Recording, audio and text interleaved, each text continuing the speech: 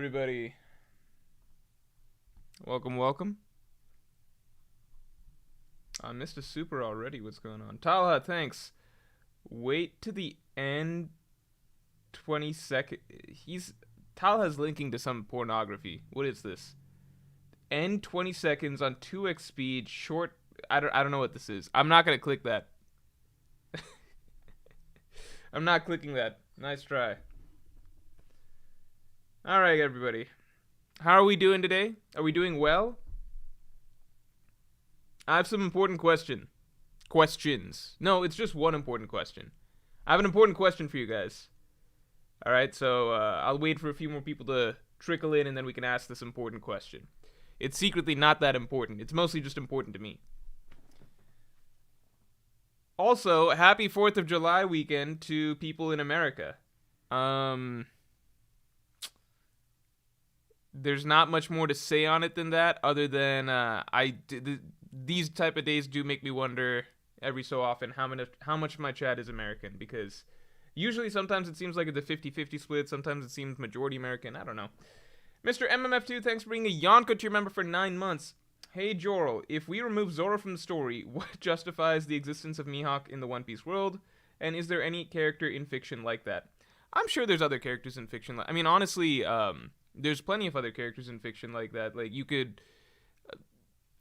I would say almost any love interest of a character that is not meant to be their long-term love interest, or even long-term... Like, I think very, very frequently, some characters are written in just to be a love interest of another character. Doubly so if it's supposed to be like a love triangle type situation. So how many times can you think of movies, TV shows, whatever, where usually it's going to be guy protagonist, so like let's say some female character is thrown in just to be a love interest, or a side distraction from the main love interest or something. Like, if you're saying in general one character being written into the story solely for the purpose of their dynamic with another character, I think that you can think of like a million other examples to that, right?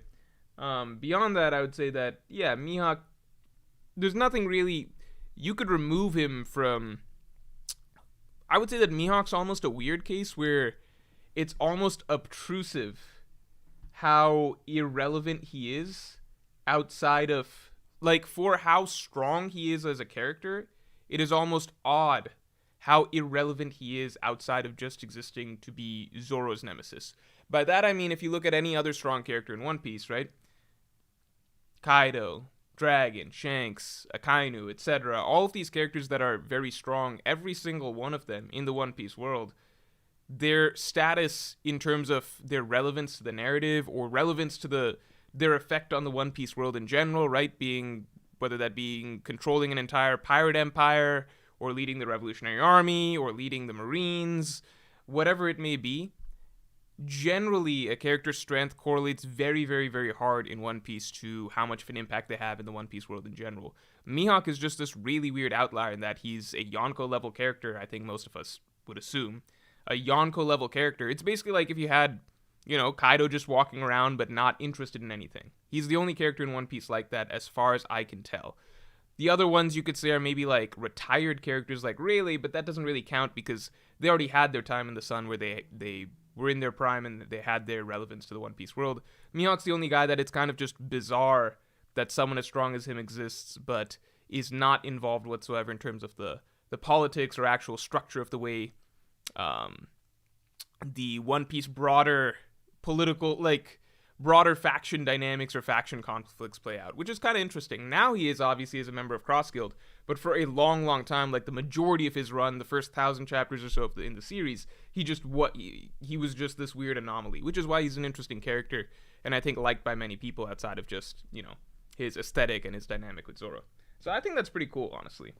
Because that's just, it's just such a rarity in the One Piece world. In the One Piece world, if you're strong, you've got a whole bunch of shit surrounding you, if that makes sense, I mean, even just the Marineford War, I think that it's really bizarre to think back and be like, well, yeah, they had Mihawk on their side, but it would literally have played out exactly the same way if Mihawk wasn't on their side, just because he's like a ghost. He just chooses to be irrelevant.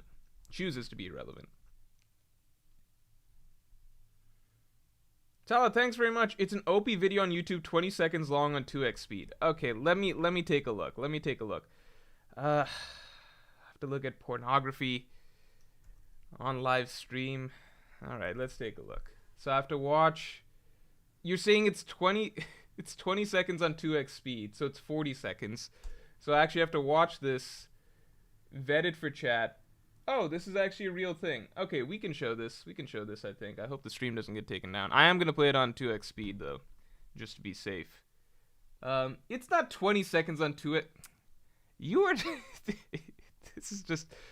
All right, well, you've successfully tricked me into watching it, but I'm just not happy about it. All right, so I don't know what this is. What is this? This is just the top 100 most popular characters, right? You guys aren't going to be able to hear the audio. That's okay. You don't need to. What is this? What am I looking at? It's all in Japanese. I don't understand it. I don't understand what's happening. What is this? This is a popularity poll, I assume, right? Okay. How are they tracking this? Is this the results for the polling that they did to... Why did Nami... Is it Nami? Why did Nami get such a boost last minute? Wait, this seems kind of rigged. Why did...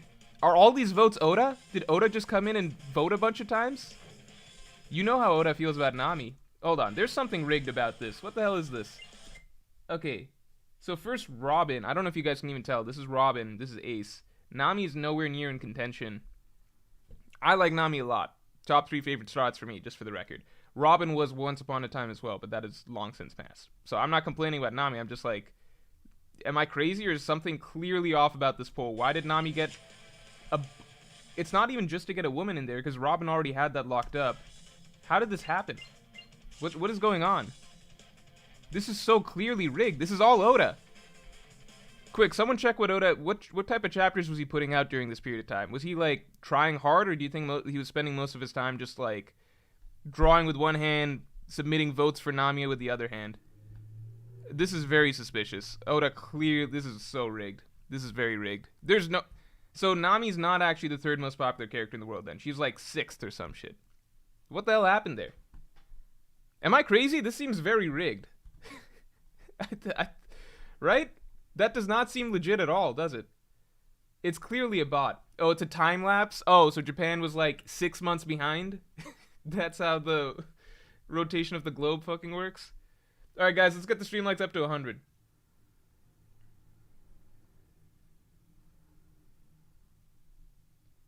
Jaren's Rambo, thanks for the 2. Do you think Akatsuki was disappointing? Why?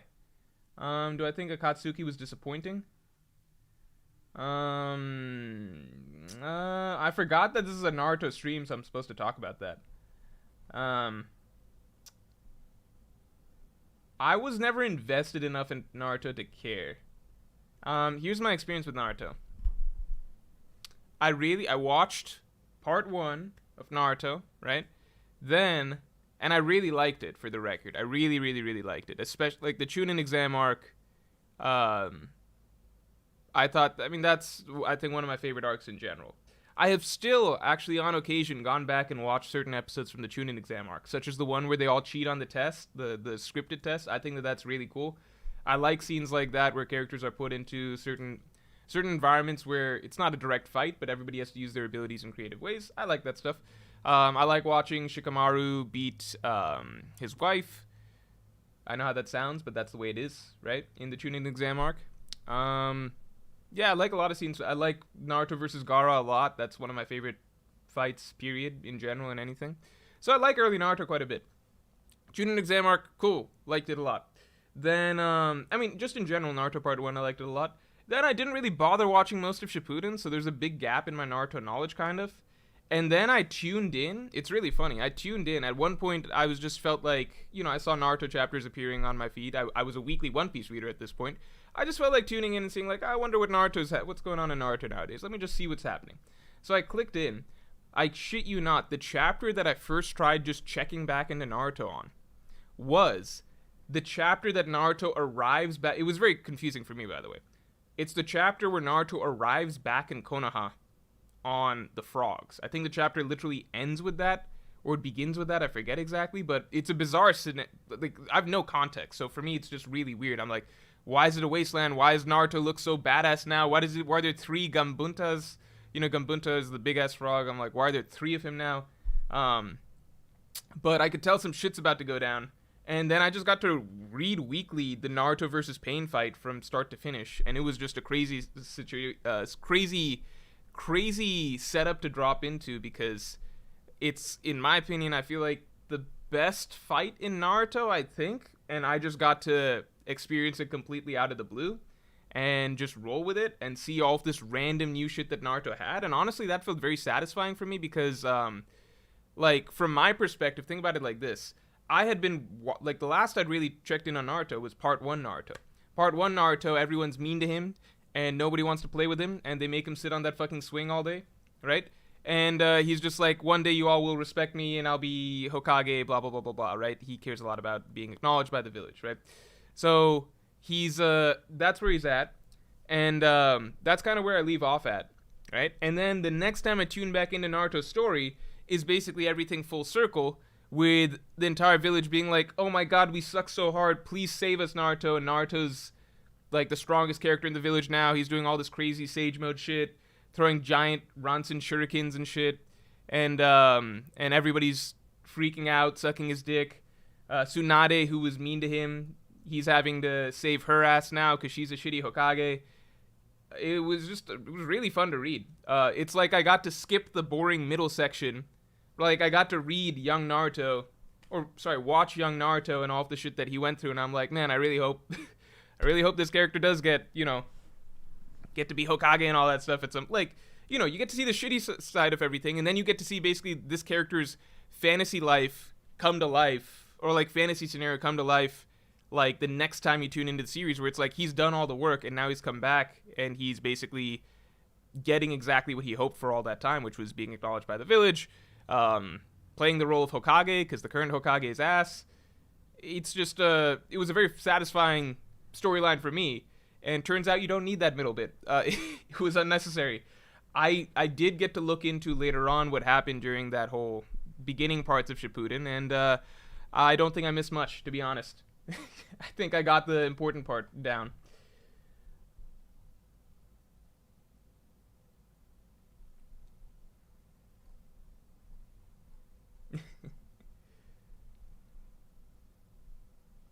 Ace by Comeback, thanks for the 5. Luffy's dream theory. He wants to literally carry the world on his shoulders. I have no proof. I just think it passes the reaction test. I just don't think that will ever happen, but that's an interesting idea. Where would he carry it to? This isn't Discworld. Thanks for the, oh, shit. Never mind, I got confused by something. Alright. Oh, guys, let's get the stream likes to 100. Let's do that. JWP, thanks for the 5. Who the fuck, where the fuck are you, what? How? Oh, you're asking how did I get here so early? How did I possibly miss the start of the stream, LMAO? Oh, yeah, I'm just early because, it's July 3rd. I felt like I'm just going to take a... Okay, no, here's the full story. Full story is my day-to-day got a lot easier because the video that would normally come out tomorrow is delayed for various reasons. Basically, it's 4th of July weekend here. My editor's on vacation. My images guy, for the first time probably ever, was like a little bit late getting back some images. Not because of 4th of July. He lives in a foreign country, but it's just a cavalcade of events, basically. So my editor's on vacation, plus images coming a bit late, etc. So video for tomorrow is delayed, which means I don't really have to review anything today, which means I had some extra time, which means I'm here early for the stream. So it also made me realize I need a fucking vacation. Everybody else gets I want a vacation. You know how annoying it is for me to hear people, like, I hate it enough when it's an American holiday like July 4th or Labor Day or Memorial Day, and other people just get vacations and they do barbecues and stuff like that, and I have to I have to do my job, I suppose, as normal, and that always irritates me. But today I'm extra irritated because tomorrow is July 4th. Today is July 3rd. A lot of people are getting 2 days off. They're getting July 3rd and July 4th off, and I'm like, oh my god, I can't even get one. I would like one. I would just like one. It's bad enough that sometimes they just get a day off for no reason. But now they're getting 2 days off for no reason? No. You all should be working. If I have to work, I feel like everyone should have to work. Although streaming is fun, so it goes both ways. Uh, Sleeping Danger, thank you. What you did for Naruto? What you did for Naruto is what you're doing for Jujutsu Kaisen. Yeah, kind of. It's just that Naruto I like better than I like Jujutsu Kaisen. Jujutsu Kaisen, I'm tuning into the fight that's happening right now, the big heavyweight fight, and I have a lot of thoughts on it. I just feel like it's not fair because I haven't read a good portion of the series, but I think that the last couple chapters exemplify my issues with the way that the power system in Jujutsu Kaisen works. Um,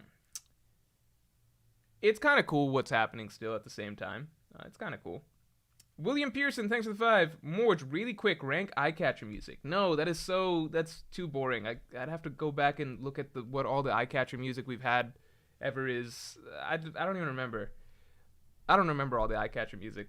JWP, thanks for the 2. The peak of Naruto is Hidan plus Kakuzu, 5 Kage Summit. Hidan Kakuzu, I do know everything that happened in the middle, by the way. Like, I've gone back and filled in the gaps. I haven't, read every chapter in that middle section, but I've read enough stretches that I know. I think I'm missing, basically, overall, in the entirety of Naruto, I think I'm missing about 20% in terms of, there's parts of the final war that I didn't read because it got really fucking boring. It was like, hey, here's this random ass character from the Thunder Village or whatever, and they're gonna get a fight against some random ass villages, some random ass dead characters that we've never met before. I don't know. The final war got very, very. There's a lot to be said about the final war, okay? But I skipped certain portions of that, and then there's still some portions of Shippuden pre-Pain that I didn't quite read, but I read most of it. I went back and read most of it. I would agree. Hidan Kakuzu through the 5 Kage Summit. Yep. I would agree. I think that all that was really good.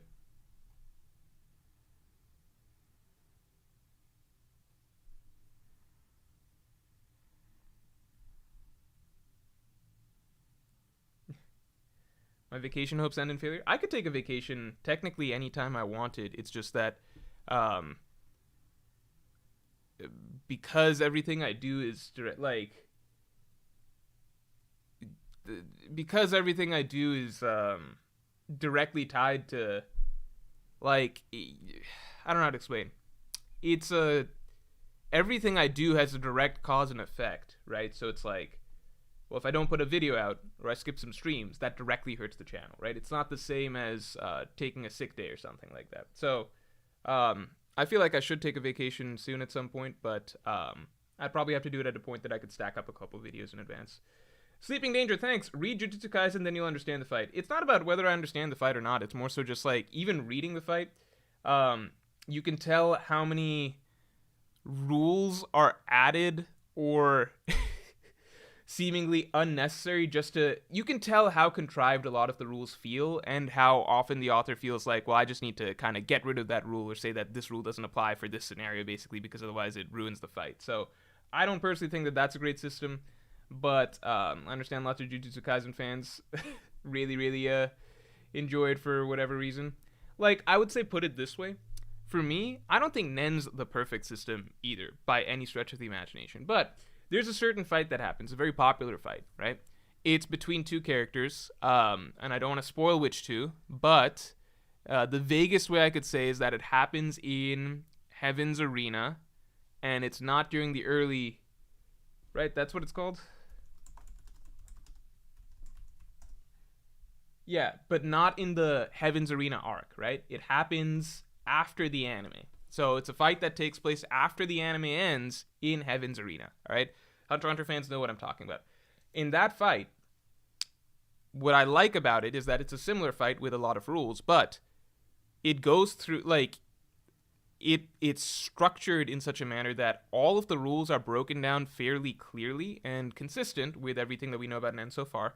They're all broken down very, very, very clearly towards the beginning of the fight in the first couple chapters or so. So you understand all of the rules and all of the intricacies of every ability there. There's a couple missing pieces that need to be determined, but it's also made clear what those missing pieces are that need to be determined by a certain character to figure out the extent of the other character's abilities, okay? So everything is laid out. So you have a clear framework of like, these are the rules of the fight. It's a nice complex system of rules, but easy enough to keep track of, right?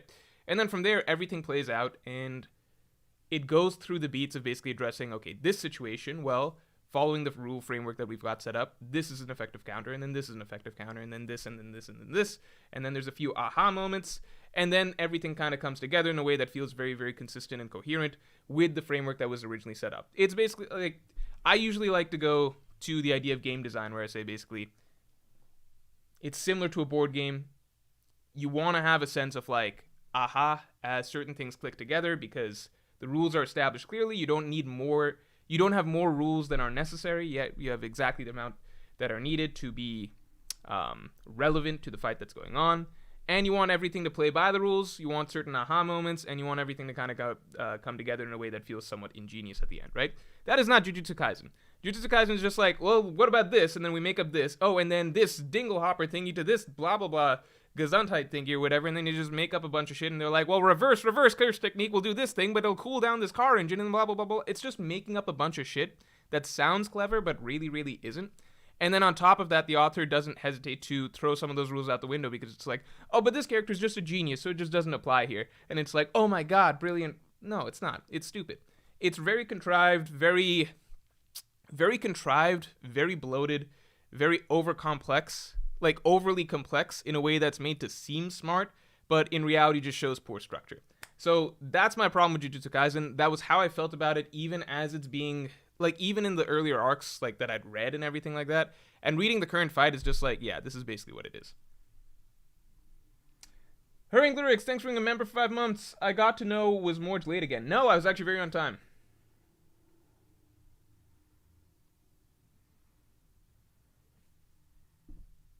Abu Omar says, aha, Jojo just checked in. Yeah, no, my thing with Jojo, though, is that it doesn't pretend. Jojo's thing is, like, the opposite. It's just, like, the rules are very, very, very simple to almost non-existent. You just make up some rules for each new fight.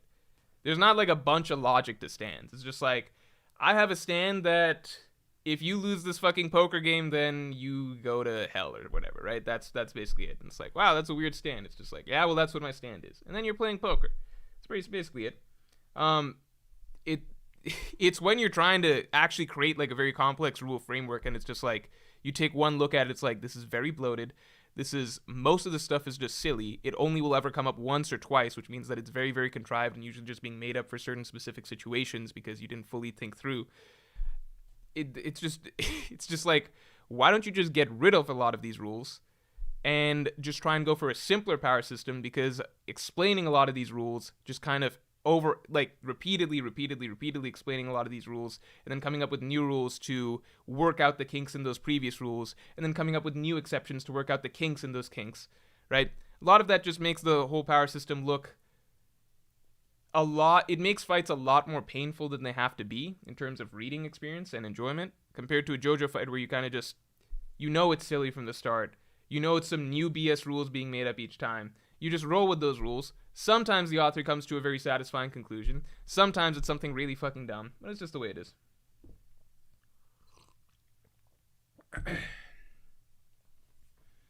Virgil Hawkins says they're literally breaking the rules. That's why everyone in the show is so surprised. The next level plays are literally just exceptions to every rule we've seen before. Exactly, and that's kind of the point that I kind of just like. I was kind of rolling with the fight. Up till then, I was like, okay, maybe I kind of, like, this feels very contrived, but whatever.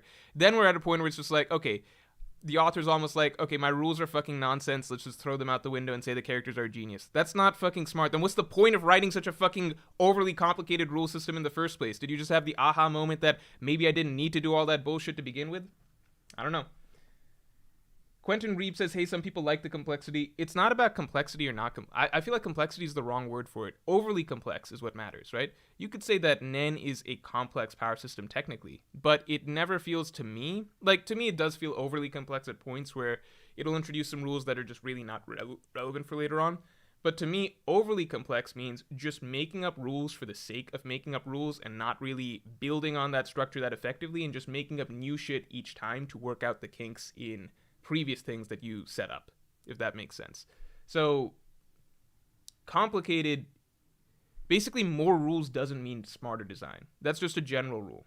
That's just a general rule in period. Take it outside of power systems. Again, just apply it to games, right? If you're designing a board game, I use this analogy a lot because I like board games quite a bit, and I have friends who are really big into it, and one friend who's trying to design a board game right now who might be listening to the stream, I don't know.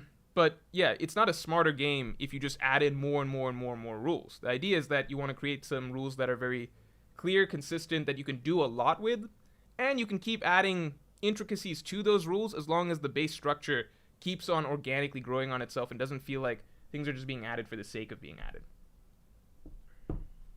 Because that's not smart. That's stupid. It's like a stupid person's idea of smart. Like, oh, Jujutsu Kaisen, so many rules, so much complexity. It's like, no, how much of this is bullshit? Yeah, most rules in Hunter x Hunter don't matter later on. I would agree.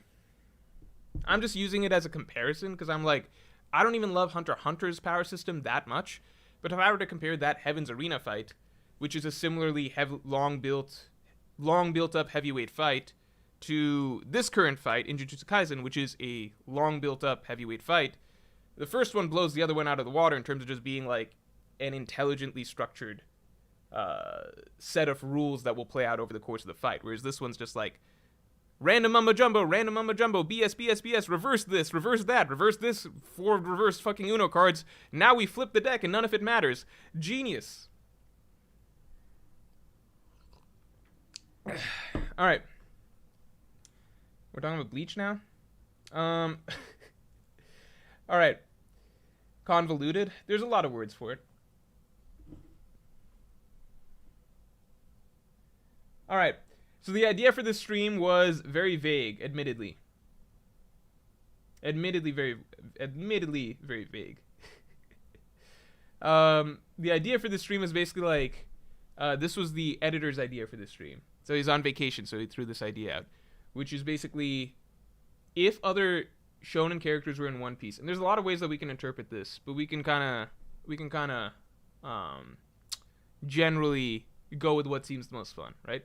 So it started with, okay, if there were Naruto characters in One Piece, I wonder what devil fruits they would have. But then it became, okay, what if shonen characters in general were in One Piece, what devil fruit would they have?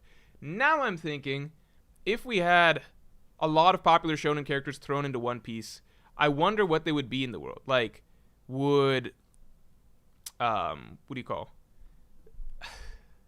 Would like, would Naruto be trying to become king of the pirates or something like that? Would Ichigo be like a marine, like those, or like a Shichibukai? Like, I think that those are things that we could discuss. If we don't want to discuss that, we could just talk about like which characters would have good Haki, not good Haki, which characters would be devil fruit users, not devil fruit users, stuff like that. But I'm gonna pull up Microsoft Paint in a second because that's where the most fun comes from in streams. Khalid Suleiman, thanks for the 2. Morj, have you seen the Jujutsu Kaisen intro Naruto version? The Jujutsu Kaisen intro Naruto version. No, I've not. I don't want to see that. What is that? I don't want to see it. I don't want to see it. Let me pull up Microsoft Paint. Which characters would wield Conqueror's Haki? That's a very good question. Let's start with that, actually, because that's a controversial one. Because the One Piece, it's not just like, there's a lot of characters that you gotta understand. There's a lot of characters that are badass characters, right? That would not necessarily wield Conqueror's Haki in One Piece just because it's a certain personality, right? Because I could say, you know, like, you have to remember, like, Trafalgar Law in One Piece. He's a badass character, right? I think everyone would agree Trafalgar Law is badass. He's very smart, right? He's ambitious to a degree, maybe not super ambitious, but he's not a Conqueror's Haki user.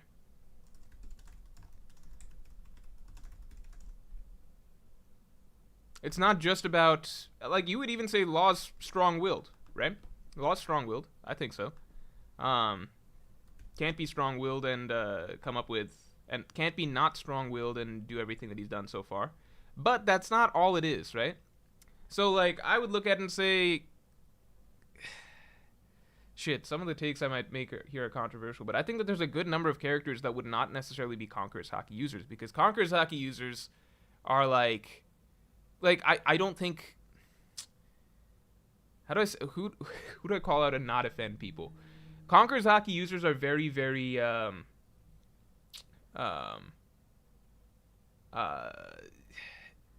someone says Sasuke wouldn't have it, so that was an example I was kind of considering. But at the same time, I'm like, Sasuke is, I don't know, I think he's a little bit more, a lot of it to me is being very headstrong, unwilling to back down, having certain presence or intimidating just force of will behind everything you do, you know? So, I mean, we could start with some basic ones. I think everyone would agree that Goku, easy Conqueror's Haki user, right?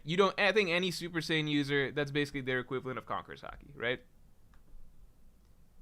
Right? Am I crazy on that? Same thing, right? Same thing. Right? Goku, easy. Ah, shit. Maybe I should keep it bold. Goku, easy. Like, let's knock out some of these, right? Goku, Vegeta, obviously.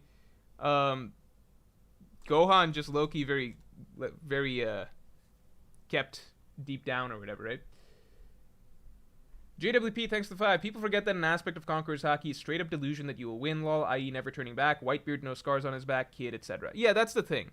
It's, like, you gotta be a little bit dumb to have Conqueror's Haki.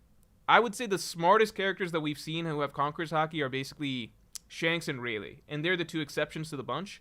But even then, with them, it's kind of a case of, I'm not going to say this just about Rayleigh, because I don't think we've seen enough of him, but I think we can extrapolate a little bit from Shanks just based on them seeming to be very similar personality types, right? With Shanks, you know, he's not dumb in the sense that he's going to get into a fight with, like, the random bandit in whatever, Higuma, right? Like, he's not going to get into fights for no reason, so that's not Conqueror's Haki. But as soon as Shanks feels like putting his foot down, it seems like he's very, very adamant, and he's not going to step down or back down no matter what. So we've seen that many times throughout the story. Obviously, Marineford, when he showed up, even before that, when he was on Whitebeard's ship, he's staring down the world's strongest man, but as soon as he sees that it's getting into a disagreement, he's not going to back down. Green Bull, right? Just in general, that's the type of character that Shanks is. So as soon as he sees a certain situation, he's just not going to back down. I don't know if, would Gohan be a Conqueror's Haki user? I think so, right? I think the real Gohan, the one that killed Cell, I think that, like, I feel like Gohan would have Conqueror's Haki in the same sense that I feel like, how do I say this? Like, it's kind of like, yeah, Gohan as a young child, it's kind of like, you know, Luffy as a young child didn't have the makings of a Conqueror's Haki user. He had to kind of grow into that. I feel like Gohan would have it. I think Gohan would have it. Just based on the entire Cell scene. Like, I think when it comes down to it, I think he's got it. He just buried that side of him. You don't have to like fighting. Interesting title says Gohan doesn't like fighting. You don't have to like fighting. I don't know if Shanks even likes fighting.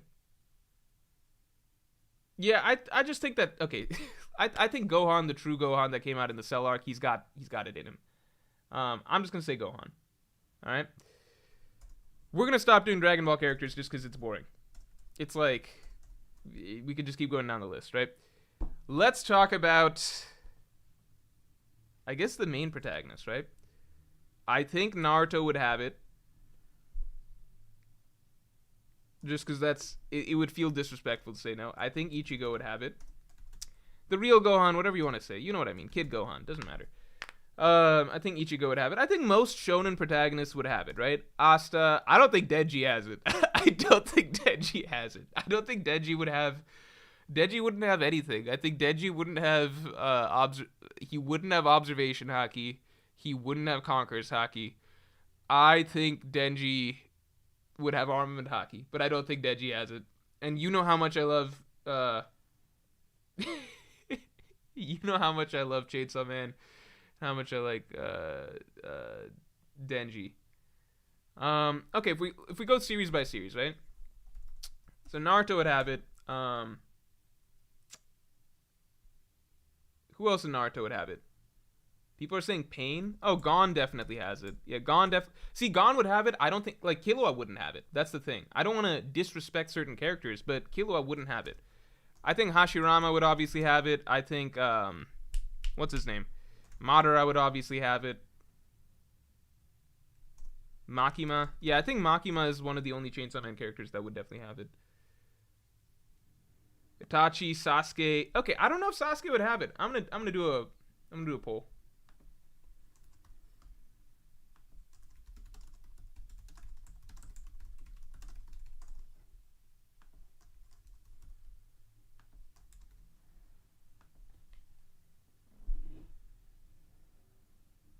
Can I just say I'm very happy that Minato's the one that's getting a one shot?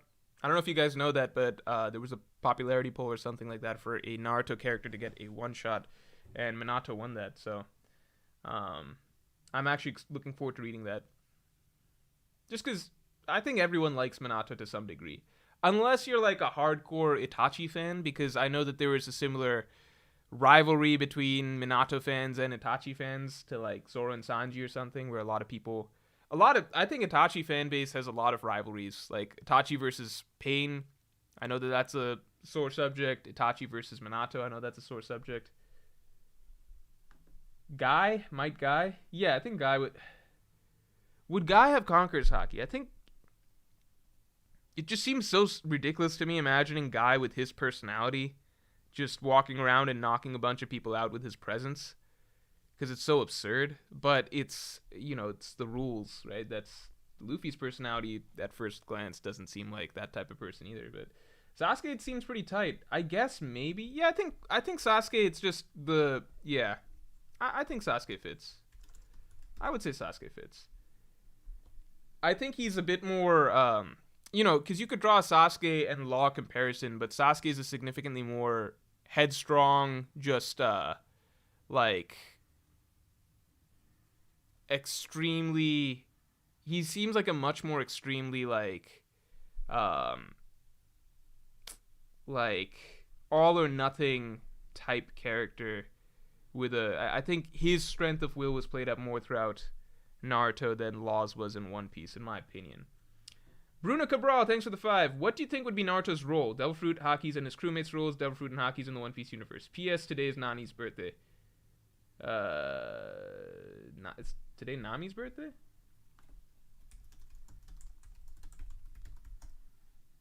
Yeah, it's July 3rd. That's pretty cool. Happy birthday to Nami.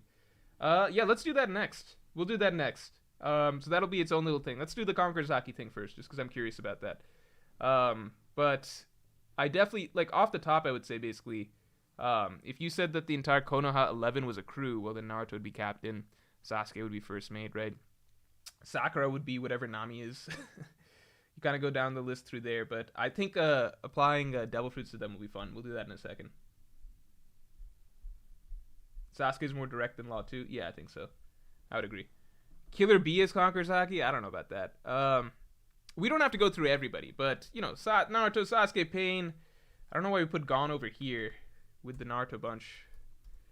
Let's do Hunter x Hunter real quick. Gon, I think Meruem would have clear Conqueror's Haki, because he basically just has that presence, obviously. He's the disposition of the king, obviously. JWP, thanks for the 5. Headcanon-ish, but I would say that being able to lead a lot of people and getting them to rally behind you, i.e. Naruto versus Pain, is also important. I think so, too.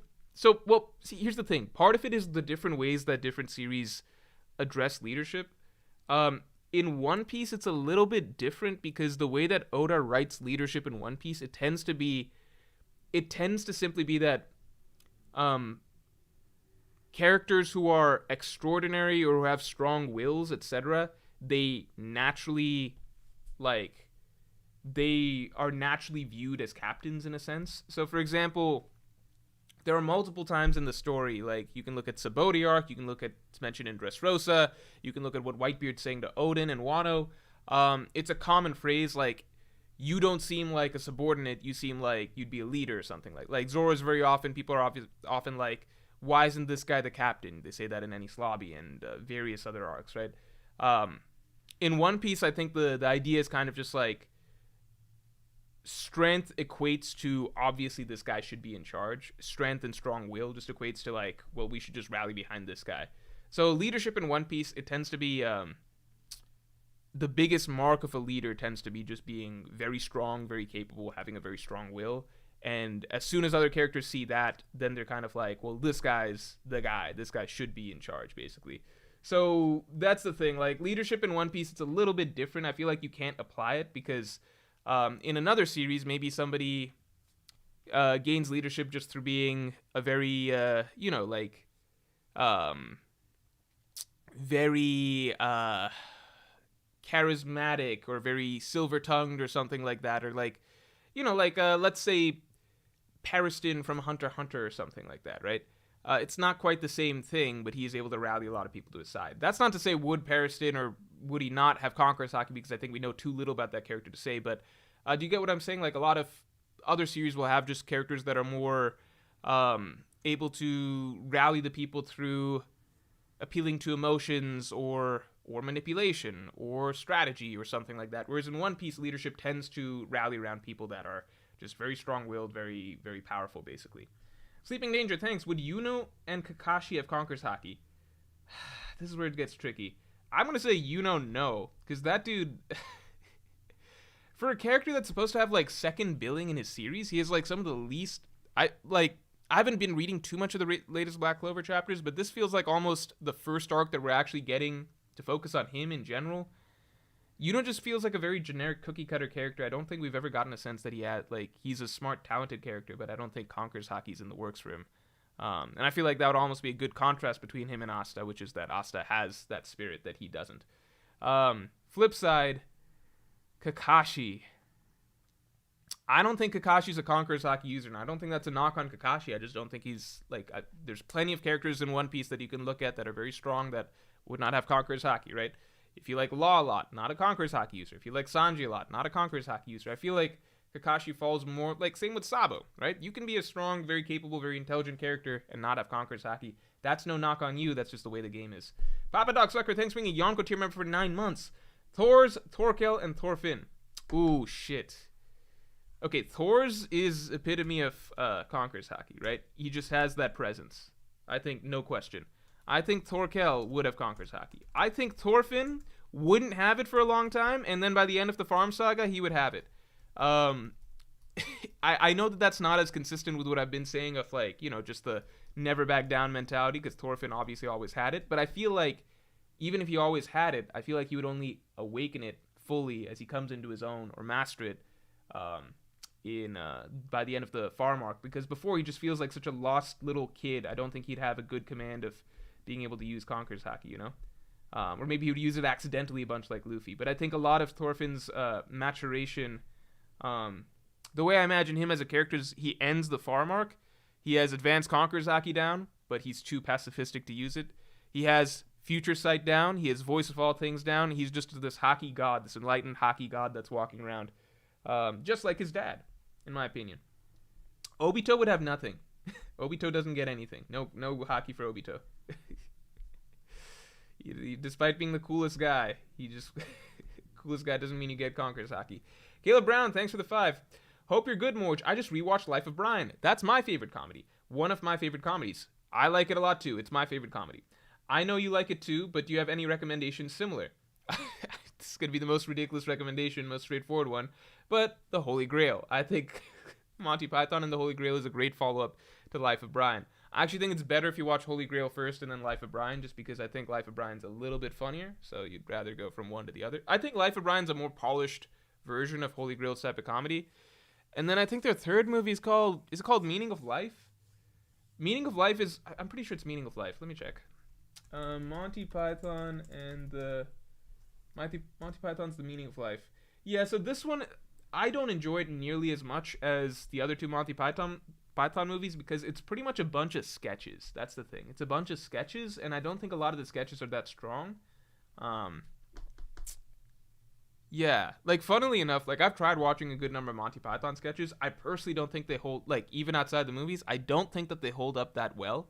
I think the movies, Holy Grail and obviously Life of Brian, I think they hold up phenomenally well. I think that they excel better when they're able to actually paint a whole world and draw you into the absurdity of that world, in my opinion. But I don't think their individual sketches, in my opinion, are that strong. And that's why I don't like The Meaning of Life as much, because it's just a bunch of their sketches. Yeah, Holy Grail's sorry. Life of Brian's my favorite comedy. If you like that type of humor, I would say I can't give you another British recommendation. I would say try Airplane. If you haven't tried Airplane already, I would always recommend Airplane. That's like my second favorite comedy, and I think the style of humor is similar. It's it's not similar. In many ways, it's not similar. Airplane's like a lot more puns and wordplay and like just deadpan humor. But the thing that I find similar is that it's a setup where it's a lot of jokes very fast, and also everything. You know how in Life of Brian, the entire world is very, as I said before, very absurd, very ridiculous. Like pretty much every character and side character you meet, every interaction is kind of really bizarre and weird for whatever reason. Airplane is like that, just in a very different setting and American style humor. Airplane's hilarious. I think everyone should fucking watch Airplane at some point in time. I think it holds up phenomenally well. Mamadou Musa, thanks very much. The real list people want is which athletes would Conquer's Haki. Michael Jordan, Kobe, Ronaldo, sorry but no LeBron. Hey, come on. Come on now. LeBron, his name is King James. You gotta give him Conquer's Haki. His name is King James. Come on now. Also, I don't know enough about Ronaldo to know if I'm sure he'd have it. I don't know. Would Messi have Conquer's Haki? I don't know. Come on, man. LeBron, it's King James. Come on, he's got Conquer's Haki. Maybe he develops Conqueror's Haki. You know what happens with LeBron?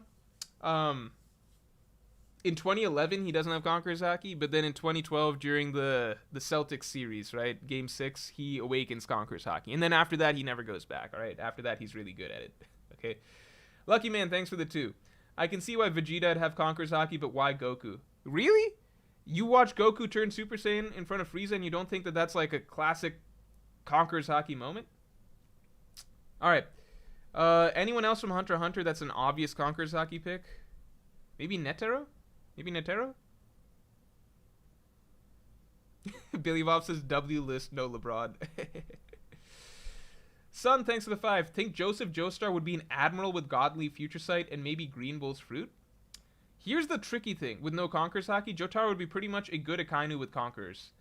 Dude, Jotaro, I'll throw some JoJo's in real quick. Let's do the JoJo's real quick. Let me think anything else from Hunter x Hunter before I forget.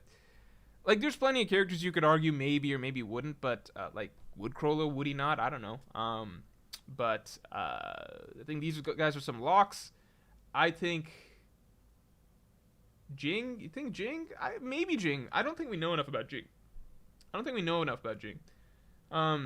Serednik?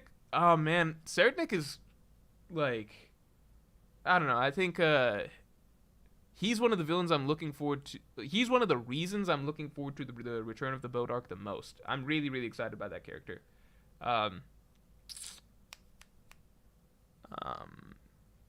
Yeah, let's do JoJo real quick. Jotaro, obviously. I think Jotaro would be like a dictionary. You know what the if you look up the word Conqueror's Haki in the dictionary, right? They'd probably have Jotaro listed in the examples. You know, use Conqueror's Haki in a sentence. Jotaro used his Conqueror's Haki to stop time. But by that logic, we also have Dio. Even though nobody likes him, we have to put Joseph. No, not Joseph. Sorry, Jonathan. Everybody likes Joseph. Joseph is obviously Joseph. Who can dislike Joseph? Would Joseph have Conqueror's Haki? He runs away a lot. That's the thing. Giorno is lame as fuck, but he has Conqueror's Haki.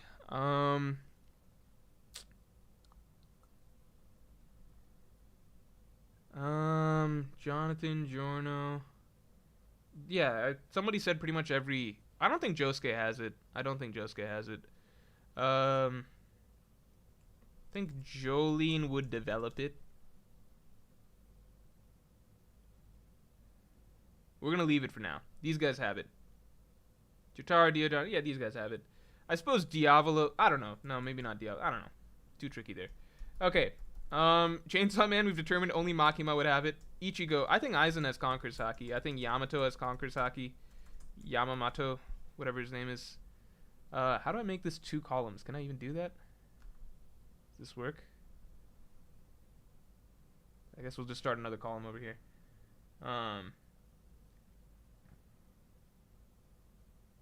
Funny Valentine would have it. I'm so excited for Steel Ball Run and Funny Valentine. One thing that's been on my mind is, you know how Funny Valentine, they drew, this is not a big spoiler, it's not even a spoiler. There's a certain character that's drawn fat early on, and then later on they just design change him to be much skinnier, right? And the author came up with some random excuse like, oh, he worked out or some shit in between, but it's like a week. Clearly Araki just decided that the design works better if it's a more slim and imposing figure. But I wonder if they do that in the anime, if they start with Funny Valentine as fat and then they change it. You don't think Ichigo has conquers Haki? After all of the willpower shit he does? I don't know. I think Ichigo has it. Yeah, Kenpachi obviously has it. Kenpachi, I think, clearly has it. I've never liked Kenpachi as a character. To me, it's just like, too, like, you know, like, come on, like, to me, it's just too dumb. I don't know. It's literally just like the definition of just like bloodthirsty berserker swordsman dude that, like, I don't know. It's like if you took away, you know, it's like if you have characters like Zoro or Guts and stuff like that, and then you took away pretty much all interesting depth and substance and just had the edgy, bloodthirsty fighter berserker swordsman type. I don't know. To me, Kenpachi's just like the lame version of a lot of other characters, pretty much. It's just the edgy teen appeal part of it, and you sacrifice pretty much all character depth. And I know he gets some backstory later on. Spoilers, it's not a fucking phenomenal backstory. It's the most generic shit ever. Kenpachi is the definition of I'm him. This is Full Metal Phoenix 21. I like character types like that when they've also got some good writing behind them. Otherwise, it just feels like some weird edgelord fantasy. I don't know. I was gonna post other characters. Let's finish out Bleach. Then I've got some other characters to post, and we'll start a new column.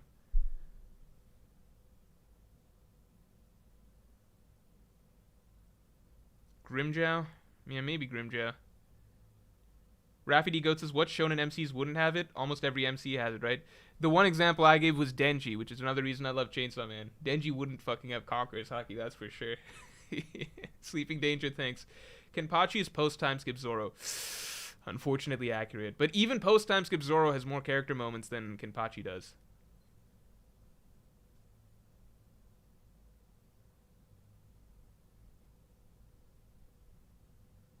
Okay. We're going to leave it here. Yuha Bak, yeah, I guess he has it by definition, pretty much. I don't know if Grinja has it or not. I don't know. Maybe. Alright. New thing over here. Okay. Oh, and Yamamoto. Whoops. Let me paste him over there. How do I do this without losing this text box? Okay, you know what? I'll just do like this. Alright.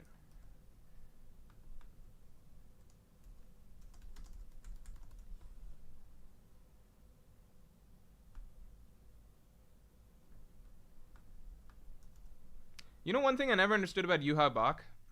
Everyone's like, oh, his powers are so broken, his powers are so broken. And I agree, they are broken.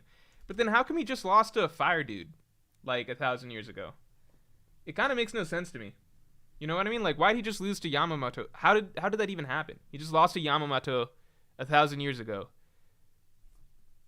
It makes his whole thing, his whole shtick feel like a lot less imposing. Because it's kind of just like, well, what's his weakness? Oh, you just need a lot of fire. I don't know.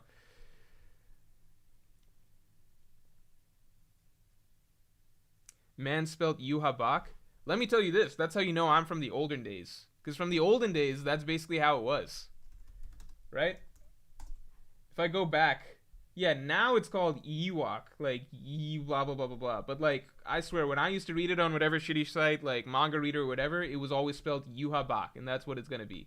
Alright? You guys get a blast from the past. This is how it was back in the day. Seto Kaiba would have conquered Saki? Maybe.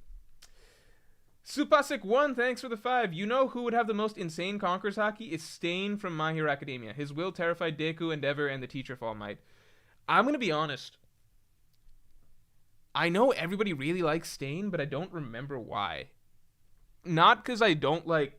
I think My Hero is better than a lot of people give it credit for. I just don't think it's something I feel like following today.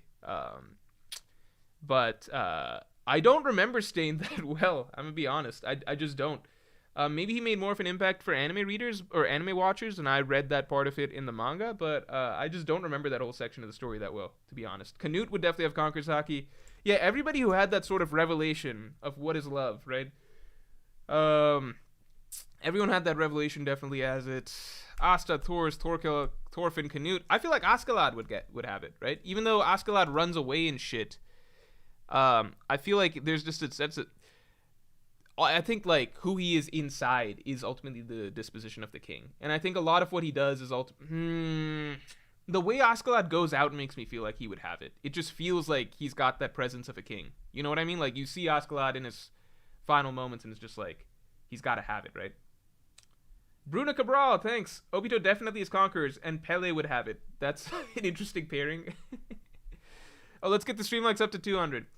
Obito definitely is Conquerors, and Pele would have it. I'm sure Pele would have it. Interesting, no one said Messi yet. I don't know a lot about football, but how come no one's saying Messi would have Conquerors Haki? Keenan, thanks. Light Yagami doesn't fight, but he'd have it. Let's throw in Death Note characters. Yeah, Light Yagami would have it. You want to throw in some NBA players? We can do that on the side. Let's do some NBA players. NBA players. Real quick. Slash athletes to make people feel more included. Real quick, let's get some in before people start complaining and saying we don't watch basketball. JWP, thanks. Sinbad from Magi and Escanor from SDS. I don't watch Sinbad, or I don't watch Magi or Magi, whatever it is, however you pronounce it. Escanor, I know his shtick. I think everyone's kind of seen that Escanor bit where he's like, this is the one, and then he's the sun and stuff, right? You know what I mean? Yeah, I'm sure Escanor in his special sunlight state has it. Jordan, Kobe.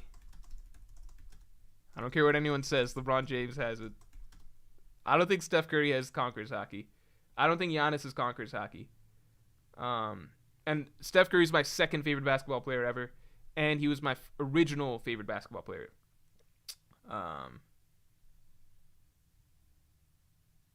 Mike Tyson.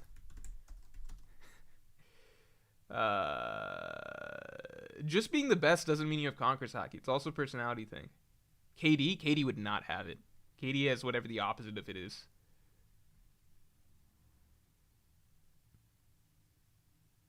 I think Rafael Nadal has it. I think Novak Djokovic has it.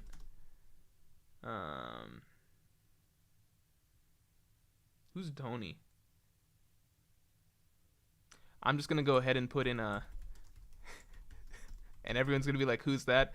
Fuck you. It's the greatest Indian cricket player. No, it's the greatest cricket player of all time. I don't even watch cricket. I've never seen this guy do anything, but his name's Sachin Tendulkar, and he's the best cricket player ever. So, on behalf of my people, I'm giving him Conqueror's Haki.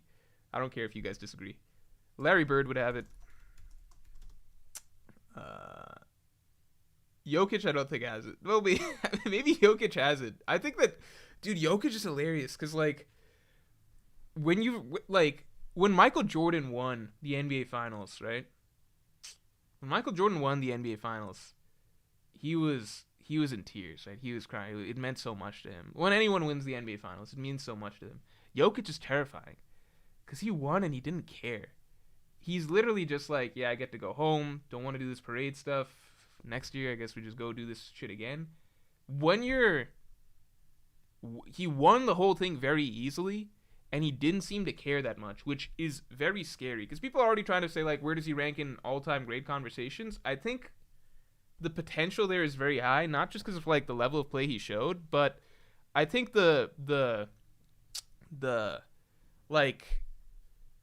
when you feel more and more comfortable that you're better than everybody else, you're going to care less. You know what I mean? Like, I think that he very much expected that he would win this championship because I don't think he really felt challenged by anybody. So, I don't know. We got to wait and see.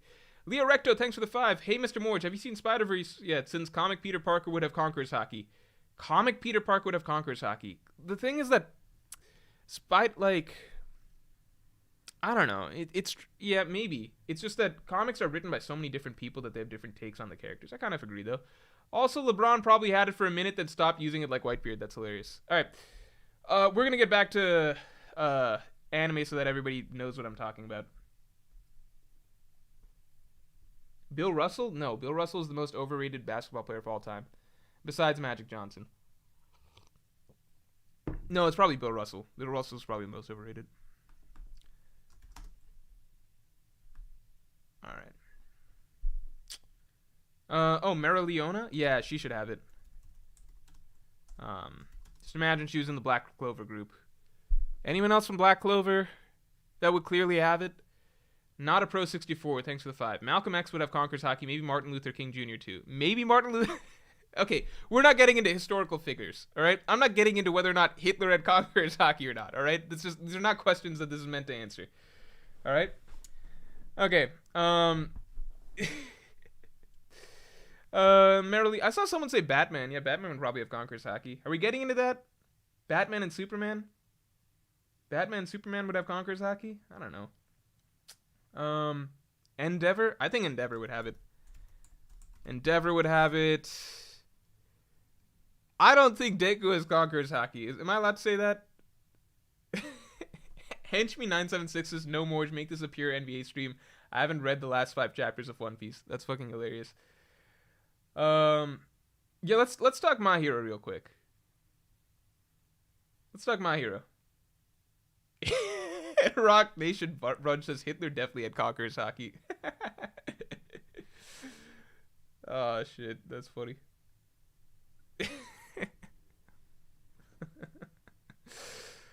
All right. Here's the thing. Does Joe Biden have Conqueror's Haki? I think regardless of how you feel about Joe Biden, or whatever side of the party line you land on, I feel like Joe Biden at this point in his life does not have Conqueror's Haki. I think we can agree on that. All right. I'm just trying to imagine Joe Biden using Conqueror's Haki. I think it's hard.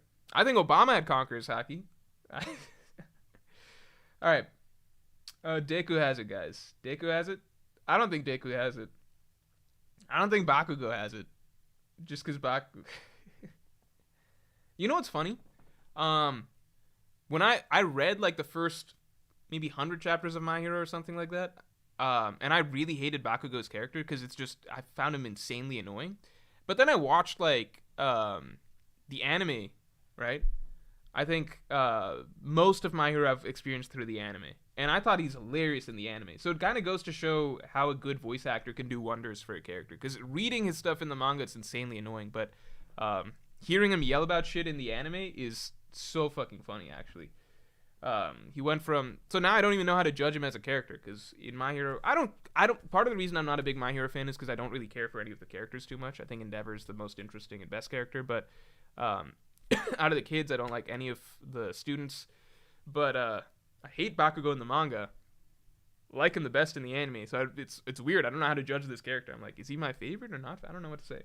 Keenan, thanks. Does Aang get Conqueror's Haki by way of being the Avatar? Because his personality suggests he wouldn't, but like he's literally the Avatar.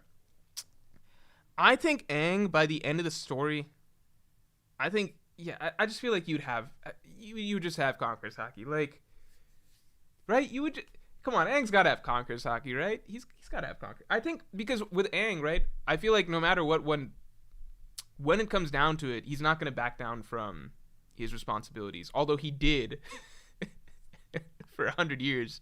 That's the premise of the whole show. But he didn't back down. It's just, well, I like Aang quite a bit. I want to defend his character. I'm just not going to put him on the list. We're not going to get into Avatar. Not a Pro 64. Thanks for 5. If Stalin... Oh, God. I've led us down a pretty serious rabbit hole here. All right. If Stalin, Hitler, and Franklin Delano Roosevelt had a 3-way Conqueror's Haki clash, who would win? Hitler high diff, in my opinion.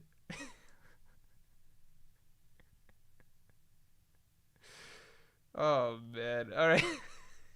I'm not going to answer this question. I'm not answering this question. You guys are going to answer this question.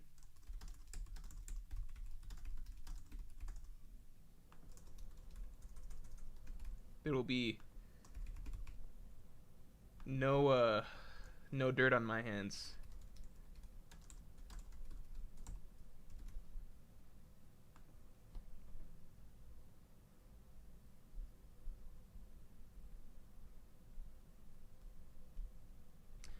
Newt Worgen, thanks for the 2. Gus from Breaking Bad is Conqueror's Haki. Yeah, for sure. For sure, for sure.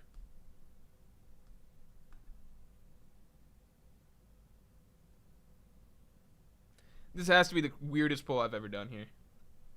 And I've done a poll before on, like, I forget what it was. It was like, would you guys fuck speed? I think it was more crass. I think it was like specific. It was like, would you eat speed from behind or something? It was something. But I think this one takes it. Keenan, thanks. FDR has Will of D. He got to take the dub. Oh my god. That's actually a really good point. We literally have a president who had the Will of D. There's actually the Will of... Oh my god. Which U.S. presidents had the... Oh my god. Yeah, FDR. He's actually a living, breathing... Not living.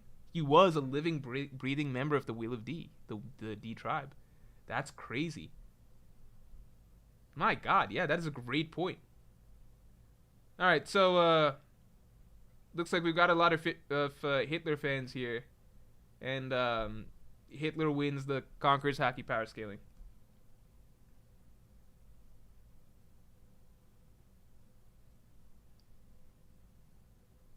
Oh, to clarify, we're talking about Speed, the what do you call?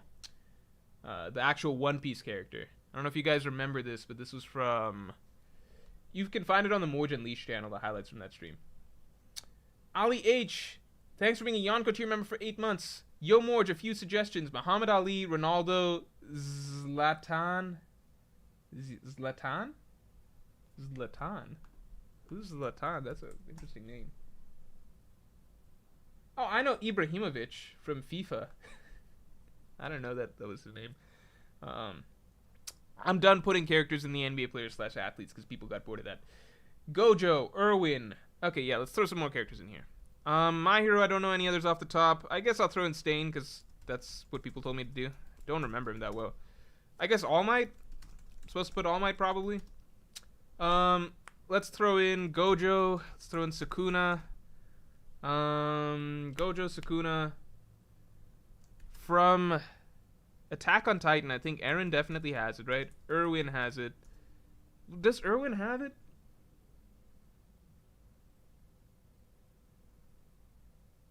Ali H is also saying himself. And Leluk. I agree Leluk has it.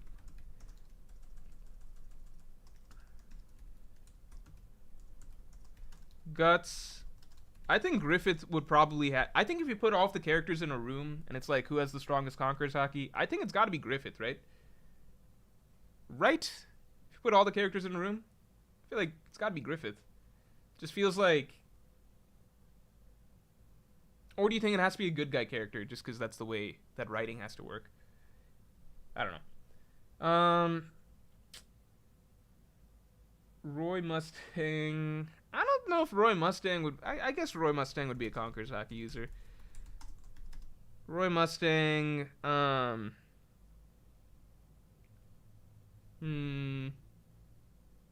would probably... I'm going to keep Avatar characters out of it. Just because I don't want to have to rank Aang. Did I put Gojo down? I put Gojo down. Reichi says, hold up, where's Yusuke from Yu Yu Hakusho? Yeah, I'll throw it in Yusuke. Nicholas Luce's presidents are celestial dragons. Oh, shit. Wheezy Bird says, Johnny Sins, Lisa Ann, and Lena the Plug, who wins? I feel like there's a video you could find that probably would, satisfy that question. You could determine who won from that. Nicholas Liu, thanks. Presidents are celestial dragons. Okay, covered that. Where's Yusuke? Yeah, let's throw Yusuke in. He doesn't feel like that same type of character to me, but he pretty much is. He plays, it's a shonen protagonist. Yami. Yami's my favorite character from Black Clover. Would he be a Conqueror's Haki user? Here's the funny thing. You know the phrase that Yami has, which is like, surpass your limits right now? That's actually like, No, this is gonna sound really fucking funny, really funny. But uh, uh, I like anytime we've got like a video to put out or whatever, and like maybe it's like like it's extra difficult, or it's just taking more time, or we might not be able to hit it by the deadline. I legitimately tell my editor, I'm like, no, just surpass your limits. You can do it. And I encourage him to literally surpass his limits, and that pisses him off more because he knows it's an anime quote. But it's just the right mentality to have. So I pull that philosophy into real life. Shaggy as Conqueror's Haki?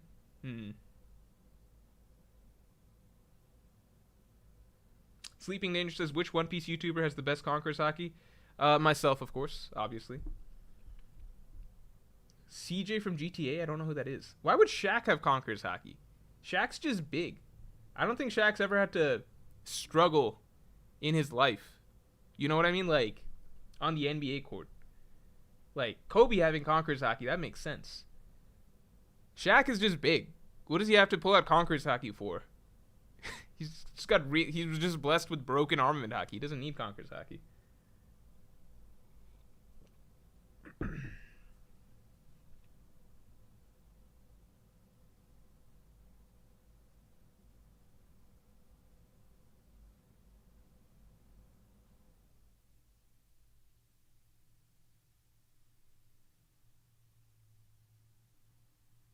Now we're just going with a lot of characters.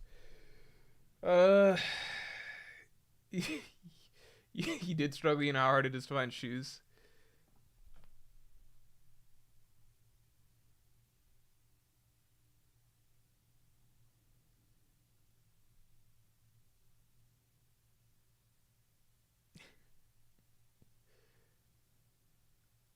King of Lightning is Conqueror's Haki.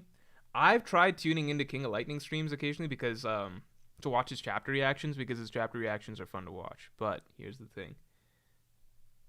The dude knows how to put on a show.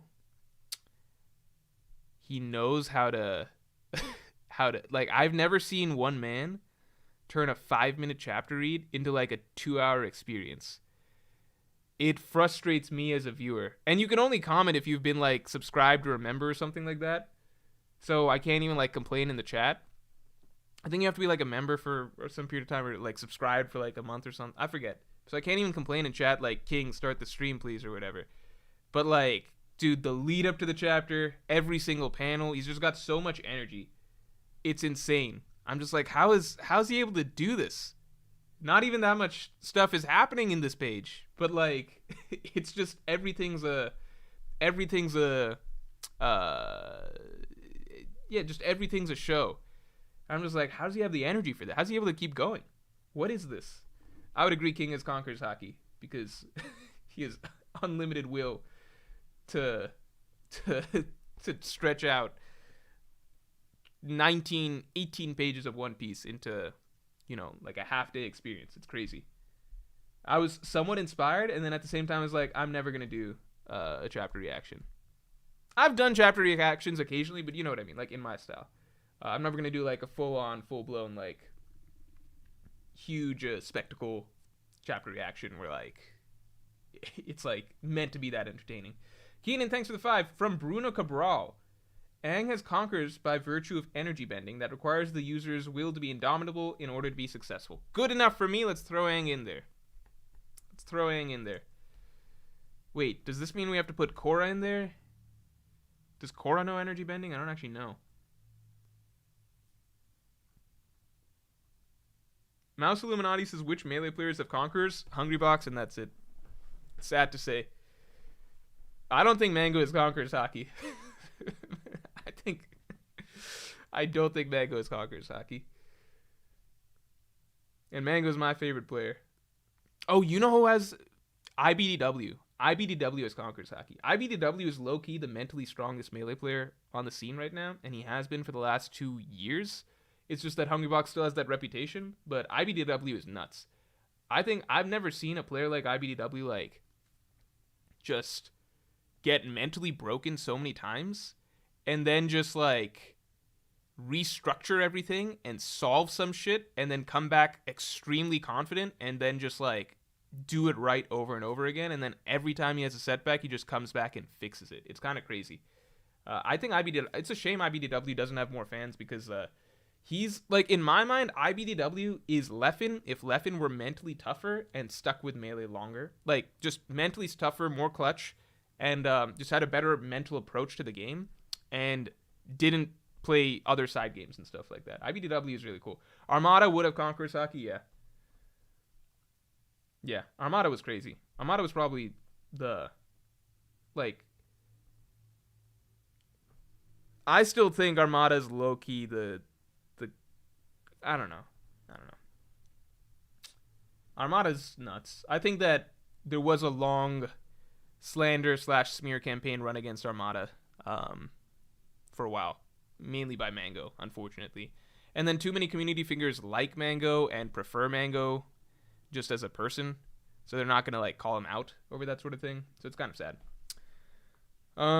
But he succeeded. Like, Mango actually succeeded in like convincing everybody that he's the GOAT over Armada. I think that they both have arguments. It's just that, like, to me, it's like if you both played the same, competed in the same thing for like a long stretch of time, both in your primes essentially, and one person was clearly better than the other, it's hard for me to believe that the other guy was the greatest of all time, pretty much. But I'm okay. Like, Mango's my favorite player, so I don't mind him being considered the GOAT. I just don't think it's as cut and dry as Mango's acted like it is. All right, so we've got a lot of series here. What are we missing? We're missing quite a bit, I assume. Now we're getting kind of crazy. We're seeing Tupac, Ganondorf, etc. Tupac, sorry. Ganondorf, etc. Brock Lesnar, Frieza.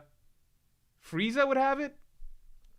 Isn't Frieza kind of a bitch, or am I crazy? Am I misremembering? Michael Jackson? Genghis Khan? Yeah, Genghis Khan probably is Conqueror Haki. Do you guys want to do an all-time poll? An all-time poll? You guys want to do an all-time? Okay. Hold on. Can I somehow... Okay, we can scroll down, right? We'll scroll down. Okay.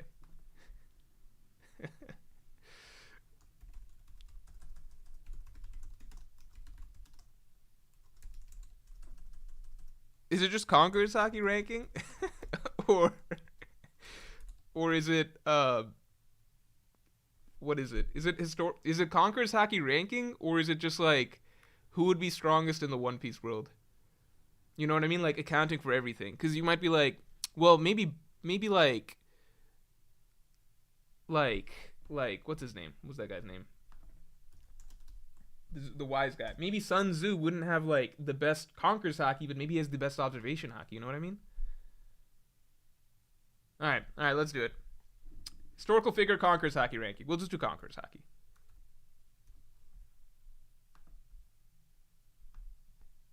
Yeah, let's make this bigger.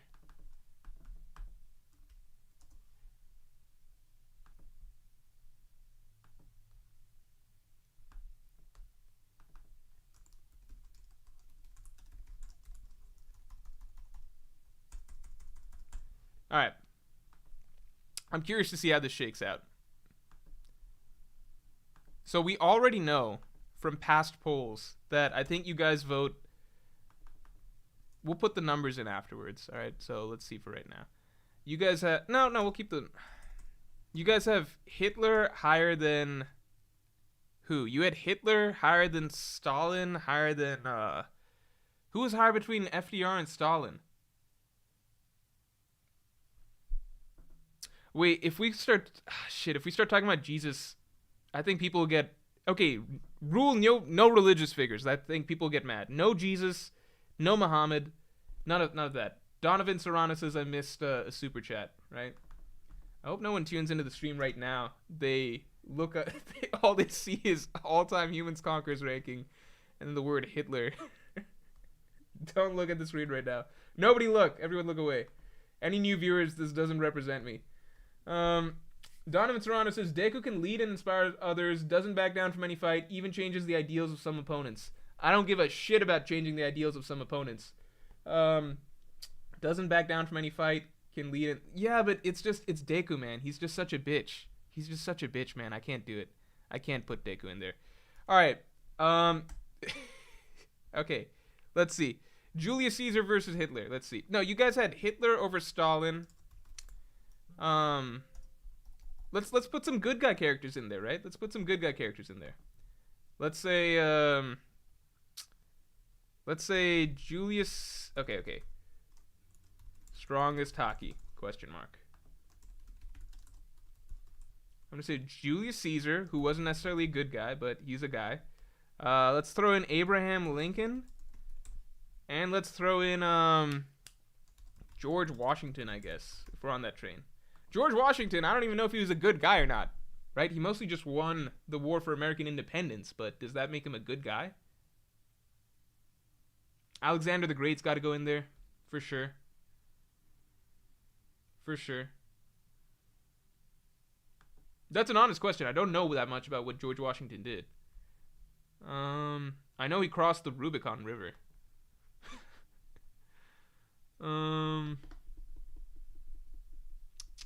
Okay, so we got Julius Caesar in there. We got Julius Caesar. It seems like Washington edges out Hitler slightly. But Hitler edges out Abraham Lincoln slightly. I don't know why. All right, I'm going to end the poll in a second. 3, 2, 1. Abraham Lincoln. Okay. So we got Julius Caesar, George Washington, Hitler, Abraham Lincoln. Okay. Neil Armstrong. No, going to the moon doesn't give you Conqueror's Haki. Anyone can go to the moon. It was mostly the NASA scientists that figured that one out. I could go to the moon if you okay,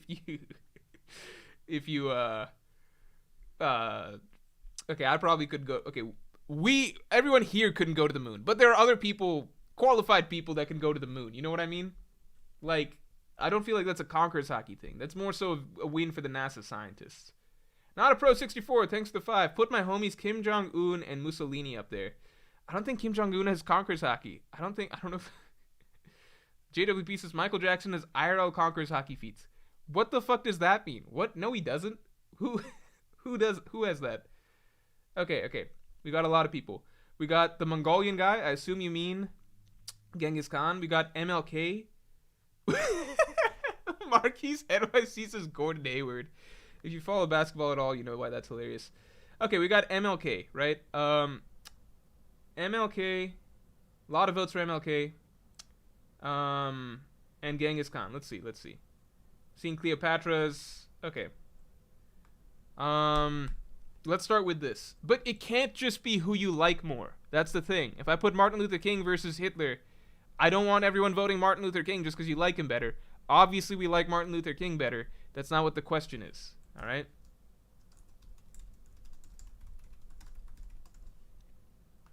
Okay, let's start with Martin Luther King, Genghis Khan, and Cleopatra. I feel like Genghis Khan's got to have crazy high Conqueror's Haki, right? I think there's like a fact like almost 1% of all humans have Genghis Khan's DNA because he conquered so much and he had so much sex that he literally spread like his own line. Like if you look at all of human genealogy or whatever, like a solid chunk of that, like there's like a noticeable line that is Genghis Khan. I don't know enough about what Cleopatra did, to be honest. I don't know enough about what Cleopatra did. My knowledge of Cleopatra comes from Asterix, which is a very funny comic for sure, but not very historically accurate. What else we got? The American Bully, thanks for the 5. Lucius Zagratis. Okay, you're going back to anime characters. We're past that now. IRL Miyamoto Musashi. Yeah, Musashi might have it. Asta's a lot like Luffy when it comes to their disposition to become a king. I already put Asta down. I think Asta definitely has it. Sleeping Dangerous would Oda have Conqueror's Haki? You know what's really interesting? You know what's a really cool fact? I don't know if Oda would have Conqueror's Haki or not. I think Oda's got an insane willpower to do what he does. But there were some stories about Oda, which is like even before he was a successful mangaka, he would work in like intern in places or like you know, he would get jobs in places and stuff like that. And supposedly like anywhere that he went, he had this is just what I've read or heard. I forget from what interviews exactly, but like even working for other mangakas and stuff like that, like he would have a very unique way of like doing things, or just like a very funny or like almost inspirational nature that like would make everyone's work atmosphere like a lot more fun, and he would kind of just be like that oddball character that really stands out. That's what I've read, but I don't know how true that is. But he was kind of known for that in certain like places that he worked at, even before he became a successful mangaka, supposedly. So that's kind of interesting. So I think at the very least, Oda has a very standout, distinctive personality. Schmack the Melts, thanks. Morj, do you think you'd have Conqueror's Haki? Of course. Genghis Khan wins this. Martin Luther King, Cleopatra comes last. Okay, what about Genghis Khan versus Julius Caesar then? Okay, Genghis Khan versus Julius Caesar. I shouldn't have told you guys that story about the how much he fucked, because that's gonna bias you guys hard. I have to get Napoleon on there. I gotta get Alexander the Great. Yeah, there's some people. You know what's crazy? I think Alexander the Great died really, really, really young. Really young. So he won a lot of fights. I think Alexander the Great, supposedly, out of all great it's hard to rank military generals, supposedly, across history, because there's only so much data you can go off of, right? Like, a general will only have like some will get a couple dozen. I guess the way to put it is like Alexander the Great had like a perfect record, but I think that record was like 10 battles or something like that, right? So you don't have it's not like you can compare like a ton of data against a ton of data, you know? Like, you can have it like, imagine you had a chess player and it's like, well, I won 10 matches against some random opponents and I went undefeated. It's like, yeah, we just can't compare that much between the sample sizes are so low, right? So it's hard to compare great generals and such and leaders across history. Alright, seems like Genghis Khan is going to go number 1 on the list, but Napoleon's got some crazy historical records too. Alright, let's throw Genghis Khan on there. I can't do a hard vote for everyone. So I forget. I think we just said that Martin Luther King is not as high. We're not putting him as high as Genghis Khan, right? But then where do we put him besides this? I'm going to go ahead and put Martin Luther King. I'm going to put him above. I don't think he ranks high. No, he should rank pretty high, right? He should rank pretty high. My heart wants to put him above Hitler, but my head is saying Hitler probably has stronger Conqueror's Haki than Martin Luther King Jr., you know? Because the stuff Hitler was able to pull off, it was literally the last World War, which is pretty insane. I feel like Hitler should rank above Washington, to be honest. I don't know. Martin Luther King versus Abe Lincoln. Let's start with that. The American Bully says, would Ted Bundy have it? No, you don't need Conqueror's Haki just to kill people. Ryan Andrews says, I need to get Napoleon on the list. Agreed. Not a Pro 64 says, Elvis would be number 1. He's like Luffy and Michael Jackson would have Conqueror's Haki search up how people fainted from being near him. That's true, but that's different. That's more like Cavendish, right? Like, women just found him so sexy that they fainted. That's like Cavendish. That's not Conqueror's Haki. Bruna Cabral says, Dwight D. Eisenhower conquers and Will of D. I don't know about that. Let's see. Napoleon solos. Yeah, Napoleon did some crazy shit. My friend who's really into history tried explaining it to me at one point, and the way he explained it was really funny, which was like, I don't know if this is 100% historically accurate, because I'm remembering only the bits that I found funny, but like, Napoleon did like, he had like his army, and he went through Europe and did a bunch of he did a bunch of whole, like, conquering shit and all this shit, and everyone was like, he's fucking all this shit up, and then finally they like caught him, and like they defeated him and they caught him, and then they were like, they picked him up and they dropped him off in this like island or something like that. Like they put him somewhere. They're like, all right, you're in big trouble now, buddy.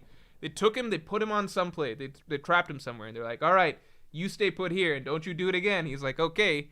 And then like a year later, he had an army again, and he went out and just fucked up Europe all over again. And they're like, oh god, we can't believe he didn't listen to us when we put him in timeout.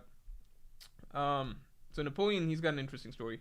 The American Bully says he did conquer the hose. Yeah, you guys are just biased towards him because Genghis Khan fucked a lot. So you're like, well, if he fucked a lot, then he's got big dick energy, and Conqueror's Haki is just big dick energy, basically.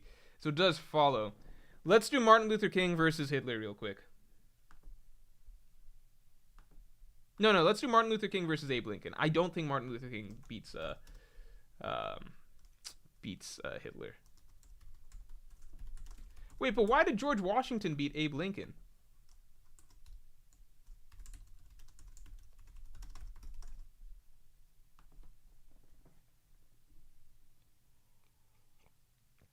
I always thought that they were about equals, you know, in terms of hockey. I just felt like they're always equals.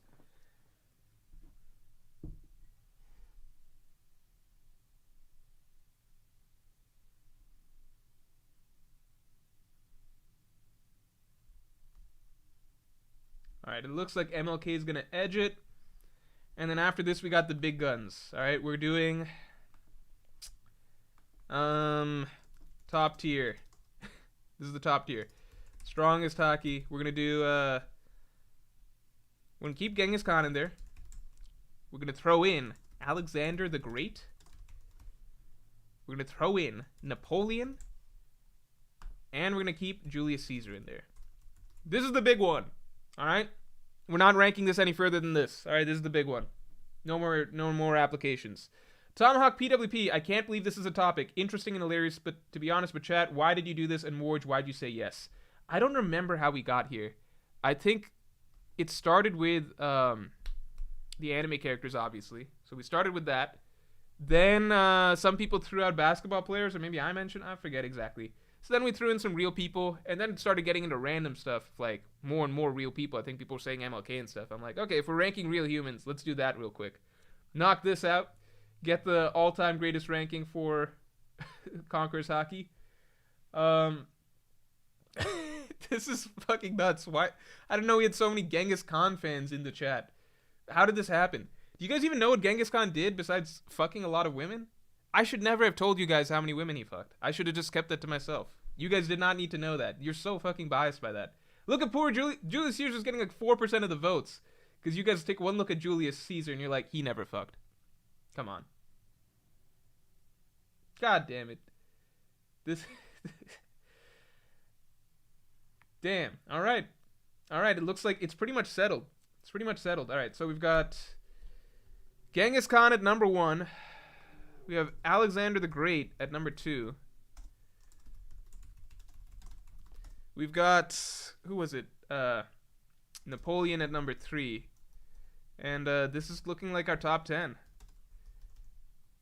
Alexander the Great, I could see him, he's got great in the name, so I could see people putting him pretty high. Makes sense. Well, it's not really a top 10, but it's good enough.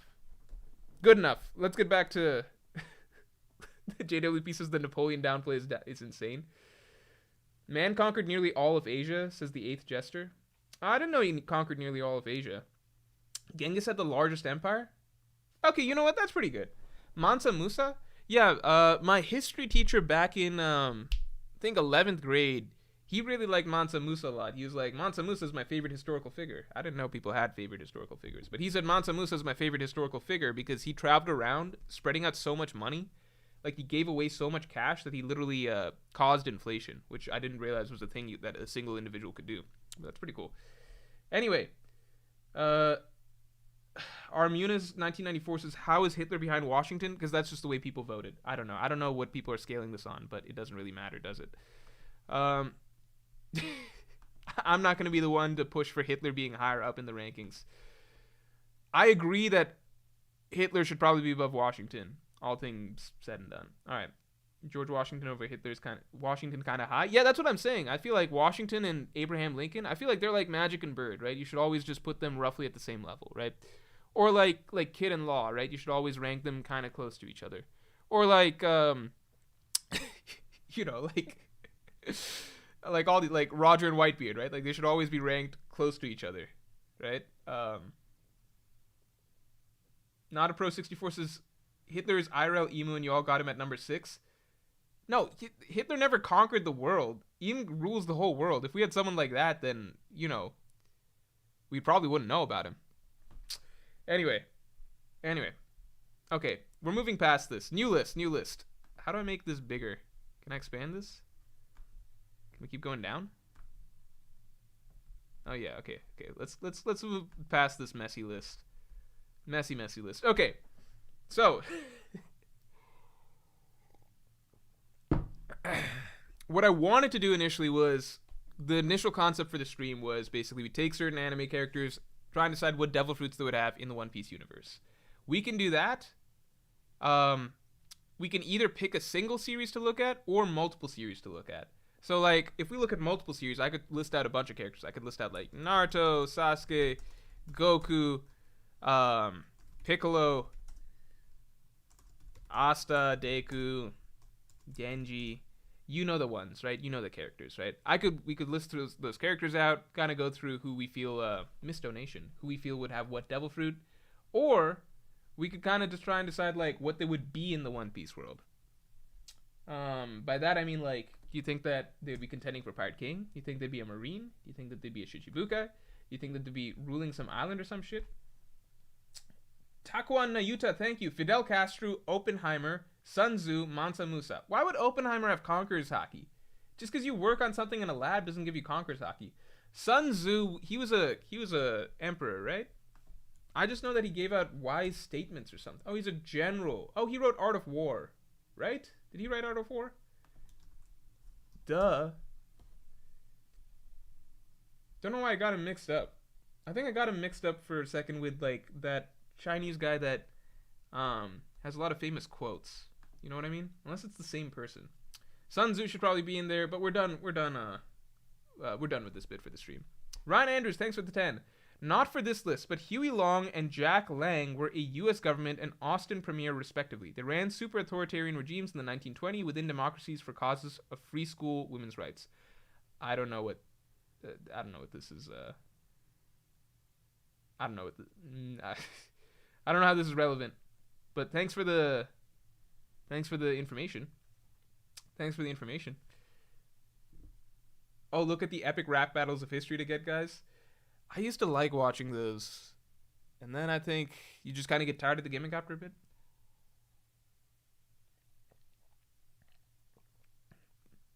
Laozi? I thought it's Lao Tzu. But I might be wrong. I spelled Piccolo wrong? I don't care. Nostradamus? He has ultimate observation Haki. Okay, let's start with, do we either want to do... Okay, let's start simple. Let's start with just Naruto characters real quick. Alright? What fruit would Naruto have?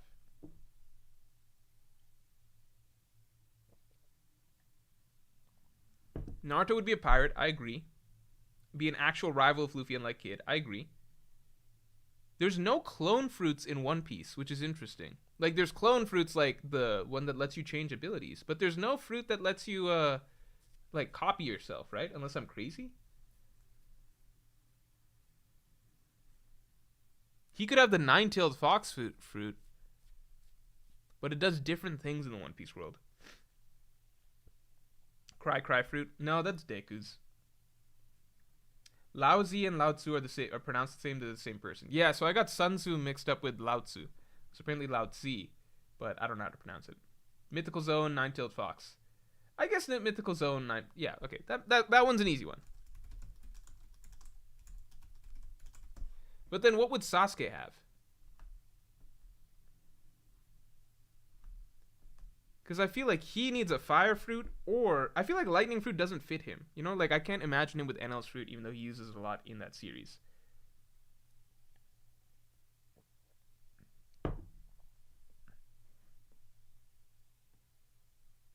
Sasuke, no.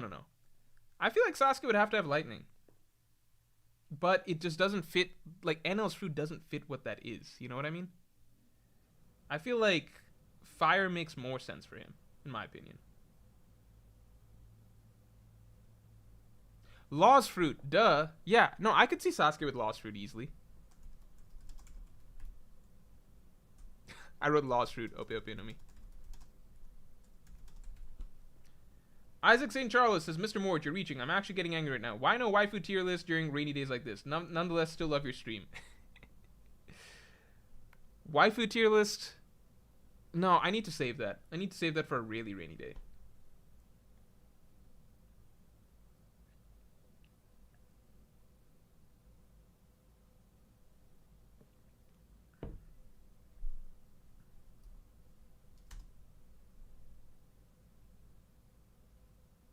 Killua would get a lightning fruit. The thing is that lightning's kind of broke in One Piece, and I've talked about this before. Like, the way lightning's used in other series is more, like, usually for speed and stuff, but in One Piece, lightning is basically like the Kamehameha button, you know? I almost feel like Goku would have lightning, because that's basically the same thing, right? He uses it the same way.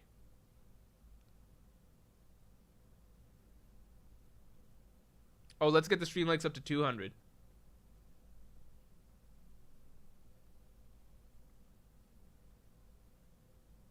Sasuke would just be a hockey man? I don't think so. Goku equals Burgess' fruit? No. Pokemon Adventure stream? You know what I started playing? Okay, let me tell you this. I started playing God of War. Has anyone here played God of War? Who's played God of War? Because I've got some beef with that game. I started playing God of War yesterday. I don't know how I feel about it. I actually kind of do know how I feel about it. I don't like it. I feel like... How do I say this? Has anyone played this game? Has anyone played this game? It's God of War, the 2018 one.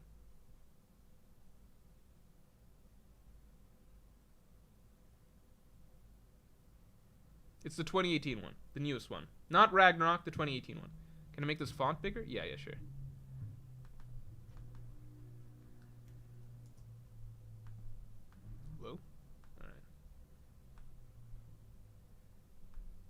Okay, so I played a lot.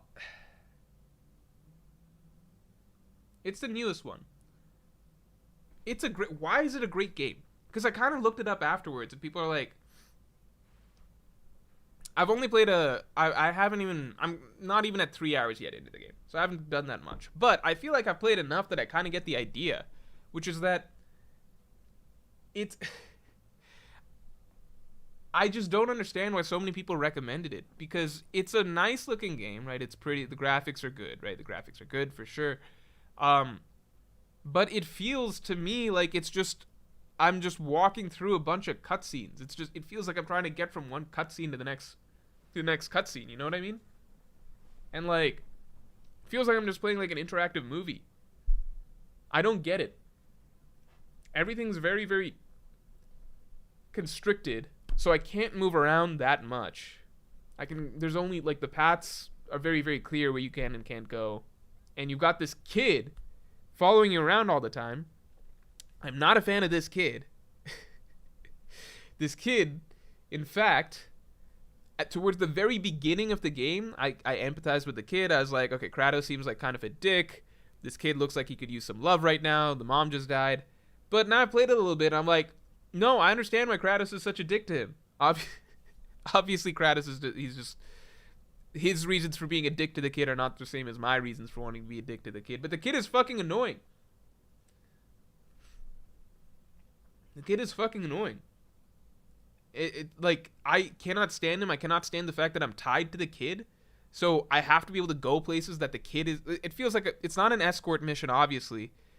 Because, like, I'm not responsible for, like, the kid surviving or anything like that. The kid just magically survives every encounter for no reason. But I just hate that, like, there's nowhere to go. You go in a very tight, like, you're sent down basically, like, very singular directions or avenues or, like, whatever. You walk through the forest in this path, and you walk through this little cave thing through this path or whatever. And then you're just hit with lots of goons that try and attack you. And, I'm not a fan of, like, just carving through a bunch of, like, low-level enemies, personally. I think the combat's kind of fun. I get the combat being kind of fun. I like being able to throw the axe, pull it back mid-combat and everything like that. I think the combat's kind of fun, but it feels so repetitive after a little bit of just, like, cutscene, walk through, like, a very narrow space. You explore for, like, 2 minutes, but you're not really exploring. You go through, like, a very narrow section, like, You just funneled through like a narrow area of the game. You walk for a bit, run into a new batch of like beat 'em up, like fodder or whatever. You beat 'em up, cutscene, rinse, repeat. I just don't really get it. Why is it a good game? I don't get it. I don't get it. People have a lot of problems with me saying Kratos' name like that. Well, that's his fucking name. That's how it's spelled. I don't give a shit. I'll say his name better when the game gives me some reason to put some respect on that name.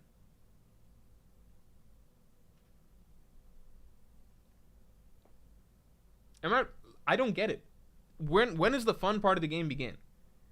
When does the fun part of the game begin? I don't get the appeal of this game. Rob says, bro, you're too early in the game and it's a linear action game. That's kind of how they go. I mean, I played Sekiro. That's technically a linear action. I'm not asking for some open world thing or anything. Sekiro's relatively a linear action game, but it's still way more freeform than this, and the actual combat encounters feel way more engaging and thought out than this. I don't get it. Combat and story, but the story's not even good. Maybe it becomes good, but for me right now, the story's getting in the way of me actually getting to play a game. I don't want to like walk from one cutscene to another personally right now.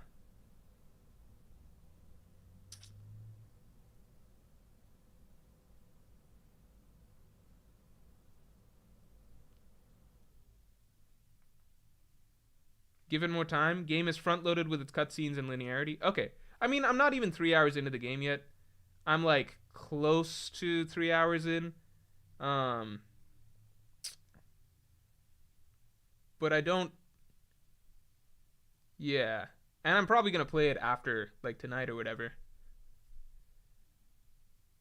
Like, after the stream. But, like, at this moment in time, I don't feel like. Which part am I at? They're still going through the mountain path. So, let's see. The only boss that I fought was the stranger that attacked my house, defeated him. Unless you count the troll things as like the giant troll monster things, I've killed a couple of those as well. If those are bosses, I'm not sure. We go through the mountain path. We met this dude who can smith my weapons and stuff like that. Did that bit. Then I think my kid got lost. We were hunting some boar. I forget what happened with it exactly. Then my kid got lost. I'm kind of hoping he stays lost, but it seems like the game is directing me to go chase after him. I don't know.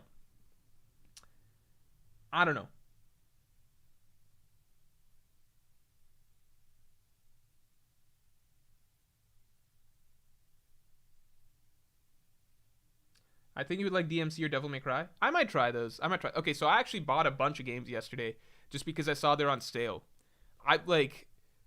When I was buying I think I paid like full price for Sekiro, and I think I paid full price for Dark Souls 3 and stuff. So I was like, man, like I don't know how people have time, I don't know how people buy so many games. Games are expensive. They're like $60 a pop. But then now I realize what people mean, like, oh boy, Steam sales, because there's a lot of games that were on sale, that are still on sale, that you can buy right now. Because I was like, oh, I could buy God of War. God of War was not on sale, as far as I remember. But Elden Ring was on sale. The Witcher, like all the parts of The Witcher were on sale. So I was like, or like The Witcher 3, so I bought that. I bought one other thing. There was just a lot of stuff on sale yesterday. I bought some stuff basically because stuff was on sale. So I was like, okay, this is cool. I can play a few different things in the near future. I want to play Tears of the Kingdom soon, but that's not going to happen. Well, maybe. I need to buy a new Switch dock.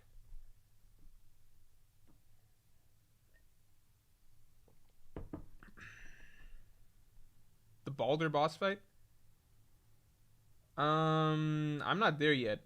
The only fights that I've done are the dude that attacked my house, the troll things, and like just some big ass troll things that I had to fight.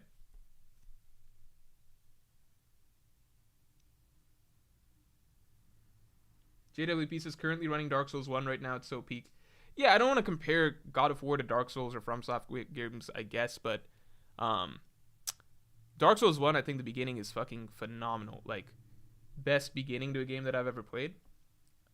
Dark Souls 3, I think, has a weak beginning, but now I'm realizing that, like, oh, it's just weak in comparison to, like, Dark Souls and Sekiro, because compared to God of War, I think Dark Souls 3's, like, early levels are phenomenal. I don't even know what to say about.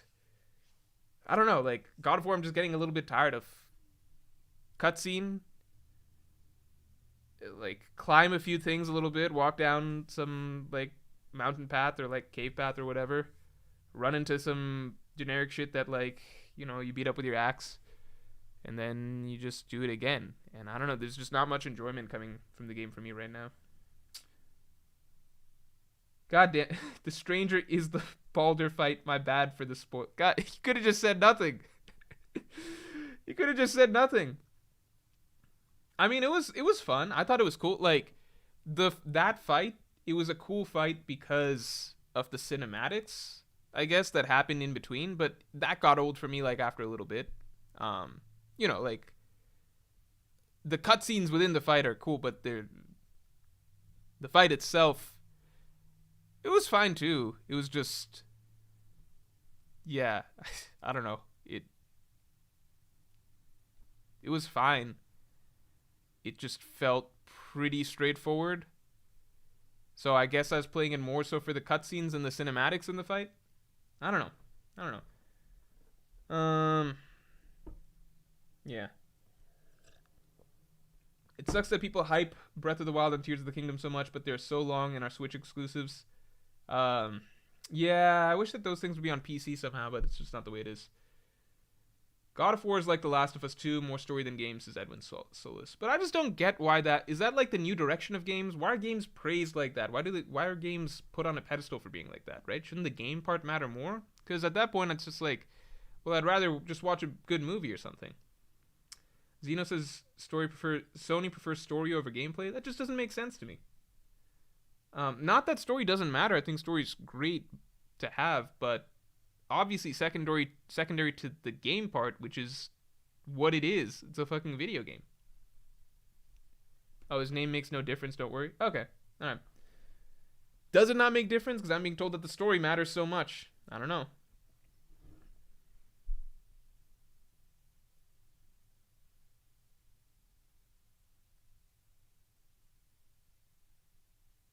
Chillaxarita says Chad has a lot of bias because they actually liked God of War in the first place. If you don't have any investment in Kratos' story, the game is mid as hell. Okay, I was told I don't have to play any of the other God of Wars to play this one. And Anami says they're video games, not video movies, LMAO. I mean, yeah, I think so. The story in chess is peak, 10 out of 10 plots, is Dirty Mondo. Efrain Inu says the combat gets so fun once you unlock everything. I think, what's funny? I think I would enjoy the combat a bit more if, because I like the idea of, you can throw your axe, recall it, etc. You can do some cool combos and stuff with that. But I think I don't like how I'm being made to use it, which is just to beat up random shit. You know what I mean? So I'm waiting for the next, and fighting like a big troll is not that fun for me either. So I guess I'm waiting for the next time I get to fight someone like the stranger, basically.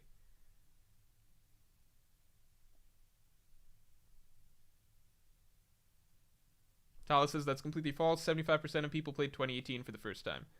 Yeah, I've heard that you can, or I think you guys even told me you can just play God of War straight up and get it. And I did watch a video after I played the first few hours, like 2-ish, whatever hours of this God of War game. I did watch a video, like 15 minutes long, that recapped everything that happened in the previous God of War games. And it sounds kind of cool.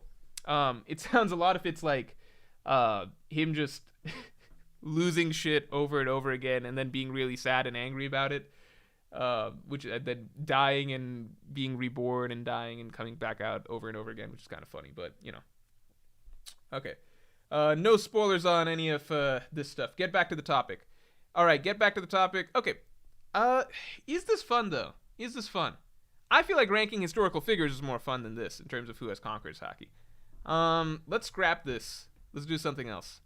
We can do this real quickly. I think that Goku would probably have either something simple like the Strength Fruit or something like Kamehameha-ish like the Lightning Fruit. I think Piccolo would have the Gomu Gomu no Mi, even though he's not one for gags like Nika and stuff like that, but it just fits. Asta, I think, would have something. I feel like he would have like a zone, like animalistic fruit. Just don't know what. Deku would have to have like a really good fruit, because otherwise he would suck. Would Denji have some dumbass chainsaw fruit? Probably something like that. I think Denji would be a blade man. He'd have Mr. One's fruit. Maybe Deku has the strength fruit. And then maybe Asta has... You know what? Asta would have the Yami Yami no Mi. Asta would have the Yami Yami no Mi because it's the same thing. It cancels out magic. It cancels out devil fruits. Same thing.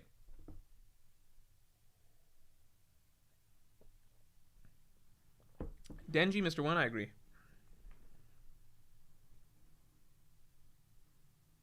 Do the anime crews? Who would everybody have as their crew? I feel like the problem with that is just that you can really only do that with other series have pretty big casts, right? He would have Baby Five's fruit. Denji would have Baby Five's fruit. Yeah, maybe Baby Five's fruit over Mr. One's, but I don't know. Anime crews, because I'm thinking like the problem is that like in One Piece everyone has certain roles that they can fill, like Nami Navigator, Sanji Cook, and stuff like that. Other series, they don't have that to that same degree, because everyone's mainly a fighter in other series. You know what I mean? Everyone's mainly a fighter, so they can't really like fill out a crew as cleanly. Goku has Sun Wukong fruit. I do wonder if we'll get that at some point in time.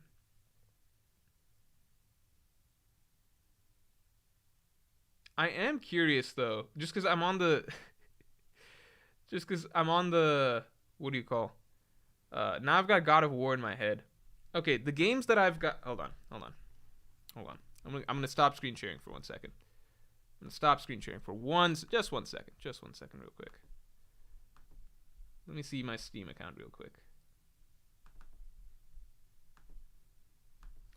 So right now, what I downloaded yesterday. Okay, the things I downloaded are. I got Elden Ring. Oh, I got Skyrim also. Because Skyrim's like $6. I mean, it's something ridiculous. It's like $10 right now. I got Elden Ring. I got Skyrim. I got God of War. And I got The Witcher 3 Wild Hunt, but like with everything included. Which of those games would be best for me to play? Okay. I know that this is not the stream topic that was promised, but I need you guys' opinion real quick. And I need you guys' opinion for one other thing that I brought up at the beginning of the stream, but I haven't touched on yet. All right? So I have several games that I'm looking at right now, okay? Elden Ring, God of War, which I'm currently playing God of War. Let's say I'm going to save Elden Ring. Not playing that yet. So God of War, I have Witcher 3, I have Skyrim. These are all things that you guys suggested. And then there's Tears of the Kingdom, which I could get soon. So, I want to play one of these three games, all right? I was thinking if I really like God of War, then I would just go on to play God of War Ragnarok. Right now, I'm thinking that's not going to happen. What do you think I would like best out of these three games? What would I like best out of these three games if I've liked these games in the past? Dark Souls 1, Dark Souls 3, and Sekiro. I also like Zelda games, but I know that Tears of the Kingdom is different from past Zelda games. So like Majora's Mask, Ocarina of Time, Wind Waker, these are games that I also really like. Do a poll? Let's do that. Masan Rasat says, don't buy any more games, just finish what you have. Don't worry, I'm not buying any more games. I just bought all of these. So these all exist for me currently. I have them. Just trying to figure out what I should play next. Because I was told I would really like God of War, but I am not feeling it that much. Maybe I'll like it more but when all is said and done, but at the moment I'm not loving it. Let's say no Elden Ring. Let's say Elden Ring's off the list because I want to play Bloodborne before Elden Ring. And I don't have a way to play Bloodborne just yet. That Back Panda says, did you not play Breath of the Wild? Not myself. Like, I've played it enough at other people's places that I get the idea of Breath of the Wild. At the time that Breath of the Wild came out, I was just exiting college and everything. Like, I was at a point in my life where playing a video game was just off the table for me, basically. Like, I was in hardcore grind mode. Gotta beat Breath of the Wild before Tears of the Kingdom? I've heard the opposite. I've heard that you can just skip to Tears of the Kingdom and you're not missing anything because it's just Breath of the Wild but better, you know? Witcher 3 is a story game like God of War, but I've heard that it's very open world, so you can explore and then do separate things and you're not tied down in the same way, right? So let's see. Okay, before I do the poll, I'll tell you what I liked, alright? Because I haven't played that many games, but the things that I've liked are being able to... I like combat. Combat's very important. I like exploration and options to a degree. I don't need anything crazy, but just not God of War. I like the degree that I can explore around in like Dark Souls or Dark Souls 3 or something. So a bit more than Sekiro, but I don't need an open world. An open world would be cool. Art style matters a lot. I will say this as well. God of War has great graphics, but in terms of actual art style and atmosphere and just the imagery and everything that's surrounding me in the world, I much prefer the Souls games, Dark Souls and Dark Souls 3. So let's do a quick poll. What should I play next?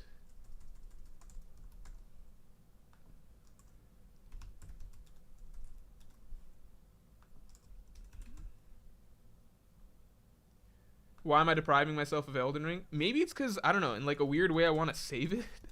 Does that make sense? I feel like I want to play Bloodborne first and then do Elden Ring. Because I'm just like, in my mind, it's like, I'm just ramping up. And then I'll get to play it after having, I don't know, experienced other similar games or something. Because what if I play Elden Ring and then after that I'm just like, well, I don't like any of these other games. You know? Because they're not Elden Ring. Oh, Hollow Knight. I played Hollow Knight a little bit. Because my roommate had it on his Xbox. So I was able to play Hollow Knight a bit. But I just didn't have the time to get into it. It's cool, but I want a 3D game. Witcher 3 is beating Tears of the Kingdom? I'm really surprised by that. I wouldn't like Witcher.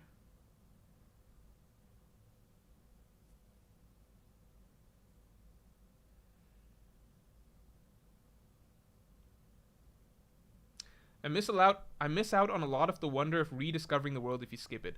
But wouldn't I gain the wonder of seeing the world for the first time? Isn't that two separate things? Skyrim would be best towards my interests. I'm seeing so many... This is a split poll. This is hard. I feel like Skyrim might be getting the short end of the stick because it was longer ago. So people have fewer recent memories of it. But at the same time, maybe newer games have just topped it. MPA Slick says Bloodborne is way better than Elden Ring. That is also something that I've heard. But I would assume that Elden Ring is at least more polished in terms of like a lot of the things that it does. So I don't know. I wish there was a way I could just play Bloodborne on PC. I don't know why it's not on PC. It would be nice. Overwatch 2 for real, says Ali H. I've heard bad things about Overwatch 2. I've heard good things from one of my friends, like really good things, but bad things from the internet in general. You need to research on the wiki before playing Witcher 3? I don't want to do that. Bryn says Morj would love the world of Hyrule. I've loved the world of Hyrule in general. It's just Tears of the Kingdom I know is a totally, like Breath of the Wild and Tears of the Kingdom I know is a totally different beast in terms of like how large and expansive the world is, right?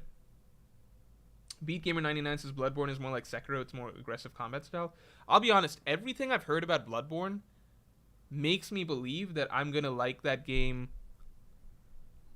a lot, and maybe more than any of the previous FromSoft games that I've played. Just from the things that I've heard that are its strengths. So I'm trying to keep my expectations low, but I also really want to play it. Okay, so the poll, we're going to wrap it here. Just to see, because I get the idea. It seems like people think Tears of the Kingdom or Witcher 3 are the way to go. That is interesting. Witcher 3 or Tears of the Kingdom. But it also sounds like not as many people have played Skyrim recently to have a good opinion. So now I'm fucking split. So I gotta beat this one first, and then I'll see from there. And then Elden Ring, I guess, I'm just saving. I'm just gonna save Elden Ring. Elden Ring is more vast than Bloodborne? Yeah, of course. Obviously.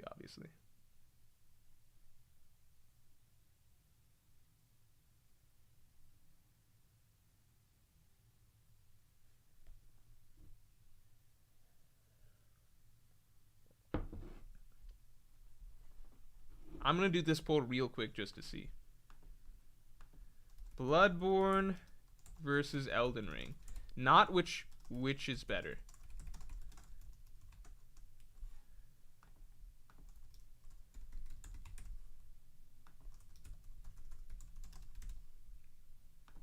And I'm including an option for haven't played both games, because I imagine a lot of you have not played Bloodborne. Maybe some of you haven't played Elden Ring, but if you haven't played both games, pick that option.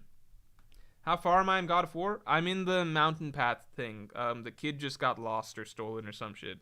The things I've done, the only notable thing I've done is beat the stranger, who I found out is actually a certain character, I think, unless I misunderstood that. I'm saying from chat, I think someone might have spoiled that. So I think beat the stranger, went on the mountain path journey thing, met the dude that can reinforce my weapons, and I'm a little bit further along than that. There's some boar shit that I have to deal with right now, or I forget. The kid is lost right now. I don't like the kid. Oh, it's pretty tight. It's pretty tight. It seems like it's close between Bloodborne and Elden Ring. And I imagine some people are going to be just voting Elden Ring, even if they haven't played Bloodborne, and are not going to click just out of bias. So I imagine it seems more like a 50-50 split, honestly. Yeah, I do want to play Bloodborne a lot. However, I will say this. Elden Ring has not had its DLC come out just yet. And that's an important thing to consider, because for me, I think the DLC, right, I've heard that Bloodborne, I know what Bloodborne's DLC is called. It's called The Old Hunters, right? And people say that's like the best part of the game. So it's almost unfair, because Bloodborne you're already including basically the complete version of Bloodborne with its best aspects in it, versus Elden Ring, it probably hasn't got like the stuff that's basically gonna be way better than anything that's already in the game. That still is yet to come. So it's almost not a fair comparison just yet till you can compare the full Elden Ring experience to the full Bloodborne experience. Because I'll say this right now, Dark Souls 3, without the DLC, I would definitely have Sekiro still above it, I think. And I think I would have maybe Dark Souls 1 above it as well. I don't know. Without the DLC, I think it's a much, much, much worse game. Just because the concept's kind of repetitive from Dark Souls 1. It changes it somewhat, but not in a meaningful way. But I think the DLC, one, it has a lot of the best like gameplay experience and all of that within and bosses, etc., within the DLC. But also too, just thematically and story wise, which is stuff I do care about, just not exclusively or not trumping gameplay, but like just everything, right? The best gameplay is there, the best thematic ideas are there, the best way to complete the trilogy. It all comes together in the DLC. So I don't know, the FromSoft DLCs matter quite a bit, you know? Tyler says Deku with the strength fruit is kind of lazy. What do I give him then? What would Deku have?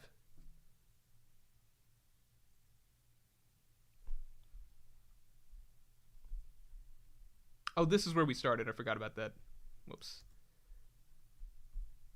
This is where we started. Raffy D Goat says, what's your favorite game? I think it's Dark Souls 3. I think Dark Souls 3 is my favorite game at this point. And it's complicated because there's a lot of stuff that I feel about Dark Souls 3 is not that innovative compared to Dark Souls 1 or like Sekiro. But again, the way, like the final sections of the game, so certain aspects of the final section of the game just really, really push it over the top. And I just love the ideas in the DLC, like between Ashes of Ariandel and the Ring City so much. Like the way it closes out the story of Dark Souls is really, really powerful to me. And that going along with everything else that's so great about those DLCs with, again, as I was saying, the bosses, the idea of what the bosses are, the art direction, where you actually travel to, reaching the end of time, all of these things. I think it's just fantastic.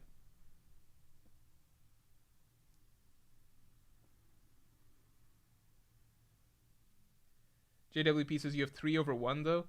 It's complicated because for me, Dark Souls 1, the first half of Dark Souls 1, which I actually just played again. This is really random, but I'll explain that in a second. But it's just like the first half of Dark Souls 1 is so fucking, in my mind, it's genuinely like brilliant. Like I think that there's so much thought that goes into so many of the intricacies of just like your gameplay experience, down to just when you turn a corridor, what's happening there, when you go down this hallway or take this little path, what's happening there, if you kill this enemy, how much you need to conserve for this next enemy. To like, there's just so much intricacy, thought behind the first half of that game. It's actually insane. Even just Undead Parish, Undead Burg, I think that's one of the most meticulously designed levels I've ever seen in anything. It actually blew my mind. And I think that the atmosphere, the artwork, everything in most of Dark Souls 1, not even just the first half, is just really, really, really, it's something special, and it stands out in a way that I haven't seen in any other video game since, personally. But for me, most of the greatness of Dark Souls is just, it ends at the first half. It's almost like they put so much thought into the first half that they didn't have enough left over for the second half, and the second half feels really slapped together, honestly, and really shitty for the most part. Like, the only thing I like about the second half is New Londo Ruins. Painted World, if you count that. And then the DLC, which comes later. So that's the problem for me with Dark Souls 1, which is like, it's just too much of a shift in terms of an almost unmatchable quality in the first half to a huge fall off a cliff the second half, which is why I can't put it above Dark Souls 3, personally. 1 got the best vibe and story. I love the ideas that come through story-wise in the DLC of Dark Souls 3, as I've been saying, so I won't even say best story, but definitely the best vibe, best atmosphere, best general feeling of traveling through something that feels really lost and empty and inscrutable in many ways, and just the mystique of it. It's really an unmatched feeling, but I feel like so much of that illusion kind of falls apart in the second half when you realize, okay, now I feel like I'm playing a video game that's incomplete and kind of rushed. Slime saying Bloodborne better. I like hearing that stuff, because I'm just like, I really want to play that one. I really, really want to play that one.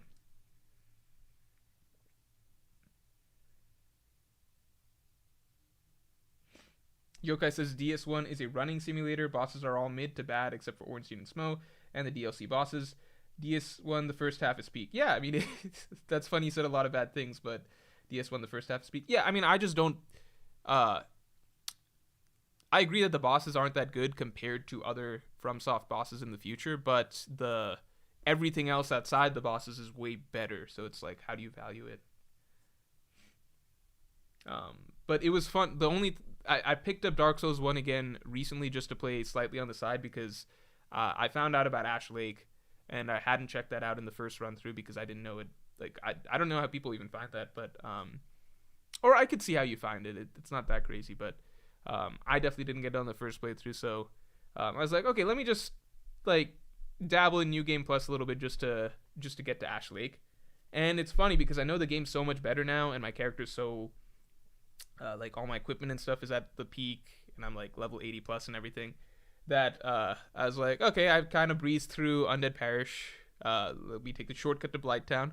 Okay, I got to Blighttown. Okay, I already killed Quelaag just for fun. I didn't even have to.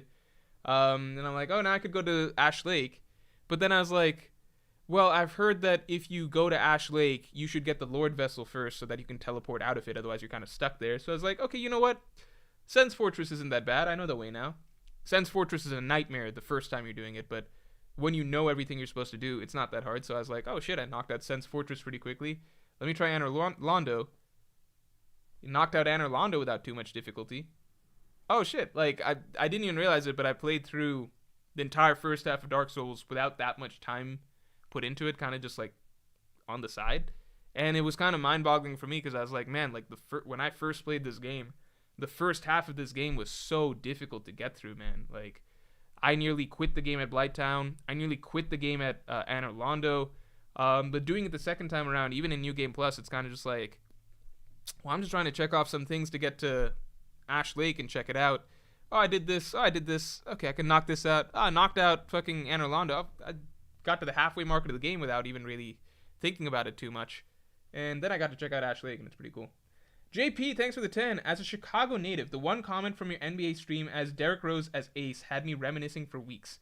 Really believe he could have been LeBron's most historic rival. Can you guys fill me in on that a little bit? Because here's the crazy thing. There's so many people that I know who are die, like, the legend of Derrick Rose is just one of the most interesting things to me in basketball, because he's a name that I hear so often, but from such random places, because he's not significant enough to be memorialized in NBA history as like a top 20 player, but he is impact-wise significant enough to have influenced a lot of people who grew up around the same time that I did. So I had a friend in when I was younger, like in high school, right? I had a friend who was Indian who went to another school, family friend who, I'll be honest, I really didn't like, because he was one of those who really in an effort to fit in would get really obsessed with like a lot of like really stereotypical fads that he thought were cool at the time, right?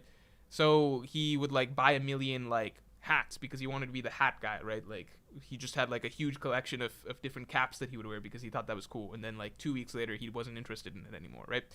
So the first time I heard Derrick Rose's name was this kid became obsessed with Derrick Rose, and suddenly he had like all Derrick Rose gear, talked about Derrick Rose all the time, huge Derrick Rose fanboy, posted about Derrick Rose a lot on Facebook. I thought it was all cringe, but I was like, how's this Derrick Rose guy such a big deal? The more I went on in like life, I found out just more and more people who would just be like, oh yeah, Derrick Rose, he was actually my favorite player for like a minute or something like that. And I'm like, damn, like it wasn't just this random Indian friend who was obsessed with Derrick Rose. A lot of people really liked Derrick Rose quite a bit. I think I even talked, like at one point I was talking even with Brago, who mentioned that his favorite player at one point was Derrick Rose, or that was his most influential player or something like that, or the player that he felt like he played the most similar to or something like that. So like a lot of people, Derrick Rose clearly meant a lot to them, which is kind of just difficult for me to imagine because I don't have any equivalent that I can think of in terms of like an NBA player that seemed like they were about to be the next big thing, or I became a huge fan of, and then suddenly everything came to a halt. You know what I mean? Do people actually think he would be a LeBron rival? I just can't imagine a player with his skill set ever being a rival to LeBron. Because it's like, it's cool. He's a really fast, athletic point guard. But, you know, what's the ceiling of that really? Right? He wasn't really that great of a shooter, was he? Was he that great of a playmaker? Sorry if I'm being insulting to Derek. I'm just trying to understand how much is hyperbole versus not hyperbole. You know what I mean?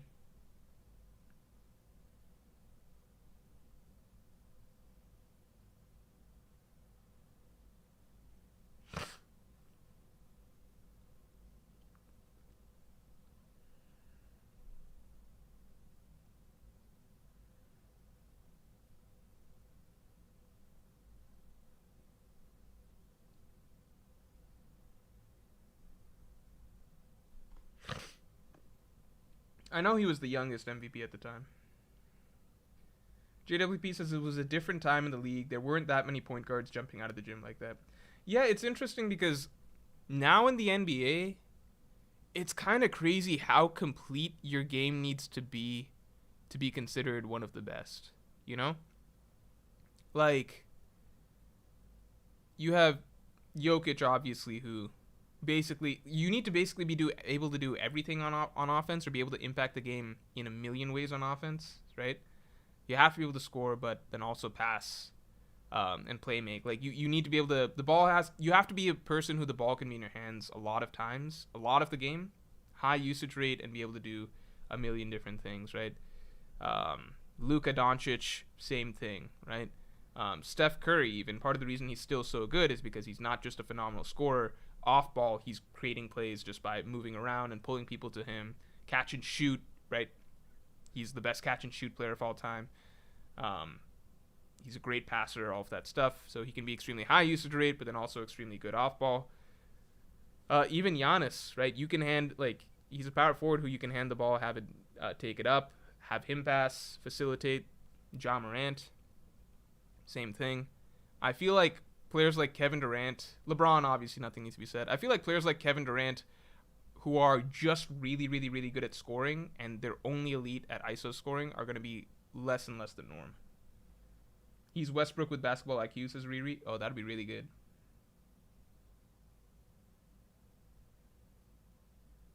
Why are people talking about Meg? Megan the Stallion? Why are people talking about her? Wade Turner says you don't have to play defense in today's NBA. Why are people talking about Megan the Stallion? What is going on? This is pretty random. If Derrick Rose had knees like Megan the Stallion, he'd be a top 3 player currently. That's kind of funny.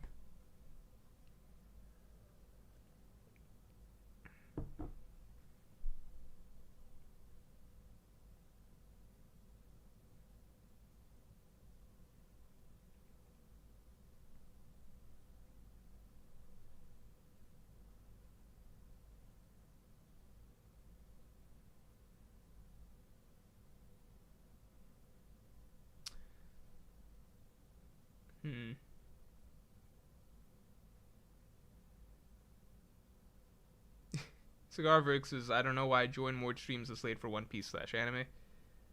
I mean, I'm kind of curious. Is the times that I stream the ideal times that you guys would want to stream? Because I think it's ideal for me, kind of.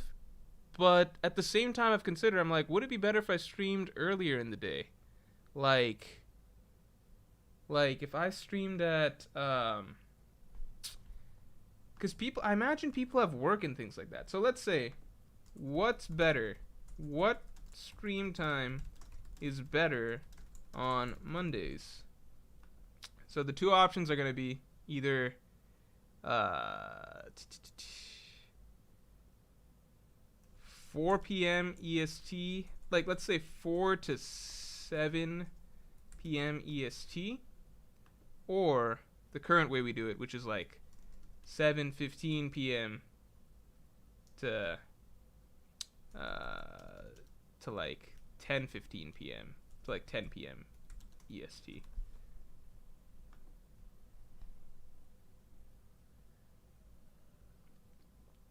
I don't know if I can swing the 4 to 7 p.m., but it's something that I could think about. So I kind of need to know.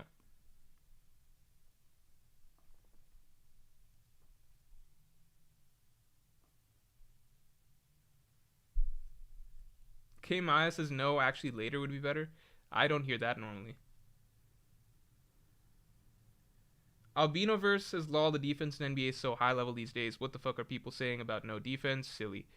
Okay, so here's some interesting points that I've heard, which is that a lot of the reason that scoring is higher these days is not the same reasons that people think, which is defense being more lax necessarily.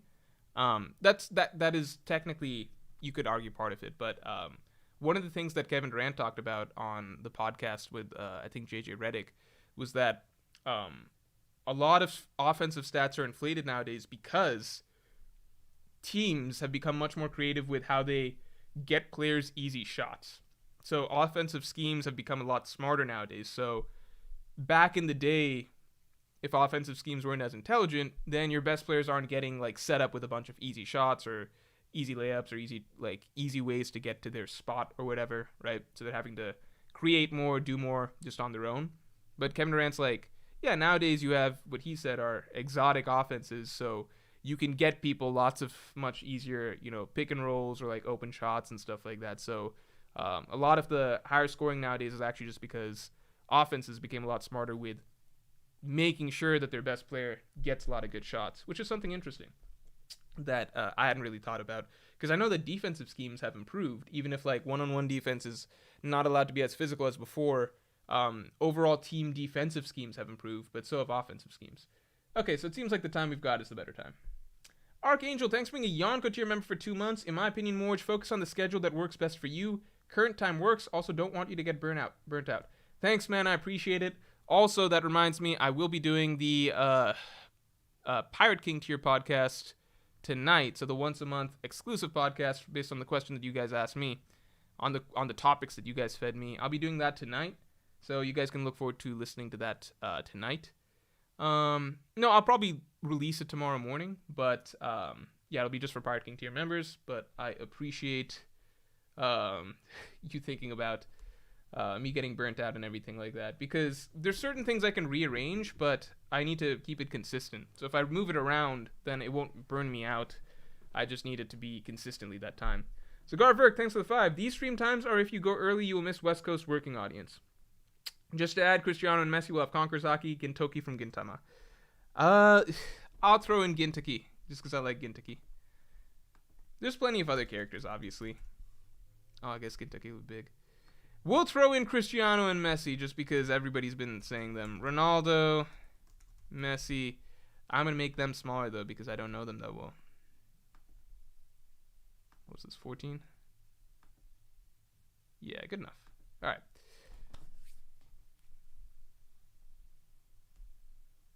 Jay Guap says, so stars back then are better? Well, no, because they scored less. This is more like to explain why stars today can score more easily. I mean, Jordan will always be impressive because averaging 37 points back then, it's just before they had creative offensive schemes and stuff like that, is just, it's insane.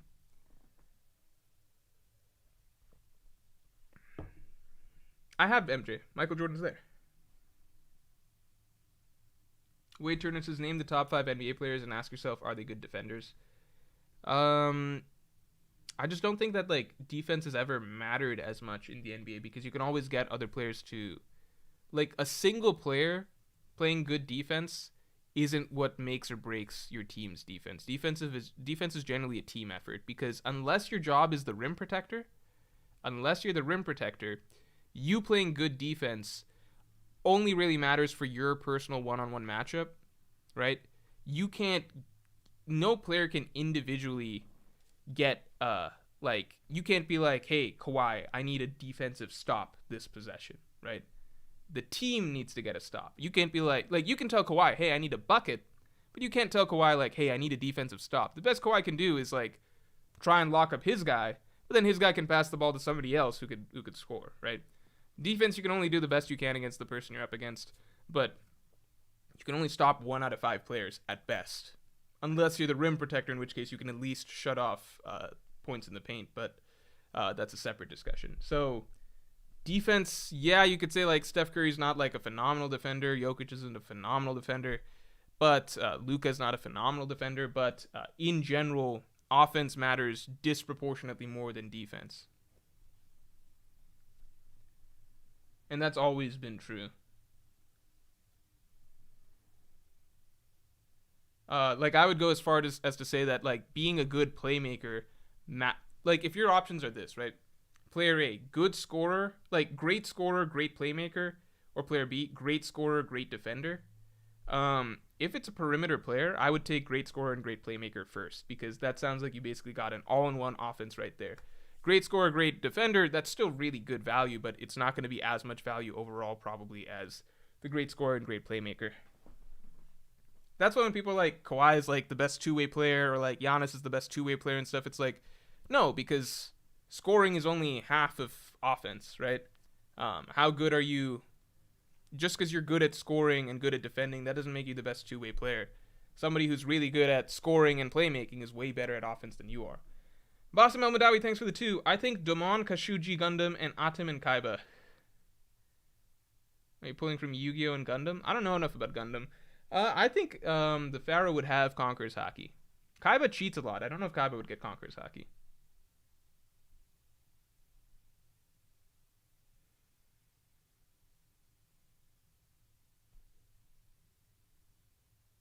I'll put Yugi. Or not Yugi, I'll put the Pharaoh.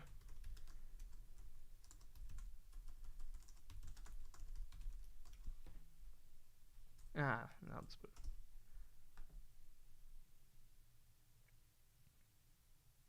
I'm probably going to call the stream in about 5 minutes.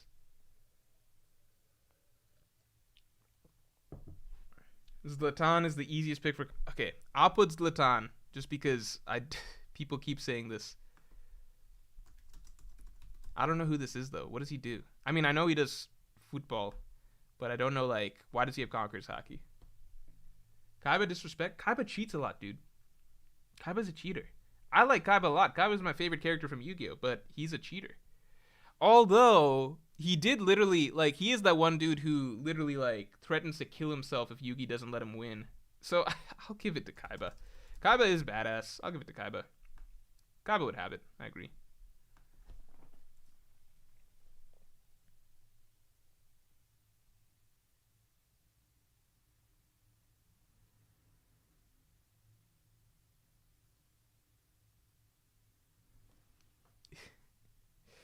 Tupac was Roger. Blackbeard a cheater too, and Blackbeard doesn't have confirmed Conqueror's Haki. That's the thing. I really don't think Blackbeard will get Conqueror's Haki just because, like, Whitebeard's Gura Guro no Mi, it's basically the same exact thing as using Advanced Conqueror's Haki, isn't it? It's the same effect, right? It does the same thing. It's just in Devil Fruit form. Kaiba sacrificed God. He also literally went to the afterlife in order to do it. I swear to God, I did not know in Yu-Gi-Oh that, like, when I was a kid, I did not know that the Shadow Realm was death.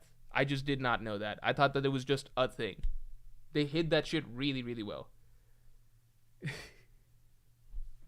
They hid that really well. Oh, before we wrap stream, here was the important question that I mentioned towards the beginning of stream. So, I have scheduled a haircut for myself this Saturday, but I don't know. Anytime that I get to a point where I'm like, okay, it's haircut time, I always consider, okay, is it haircut time or do I just go for the really long hair? And by really long hair, I mean like really fucking long hair. Like just let it grow out and then be like a long, I don't know, like a long mane or something like that. You know what I mean? I'm trying to decide what's the right way to do it. Do I go for the really long hair or do I get this haircut on Saturday? Because if I keep bitching out on the long hair commitment, it'll just never happen. It'll just never happen. So I need to kind of, at some point, I need to just commit.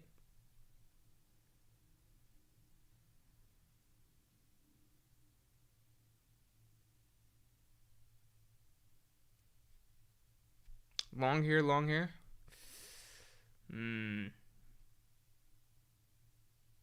Someone's saying get that cut. Afro Morj? I don't know about that.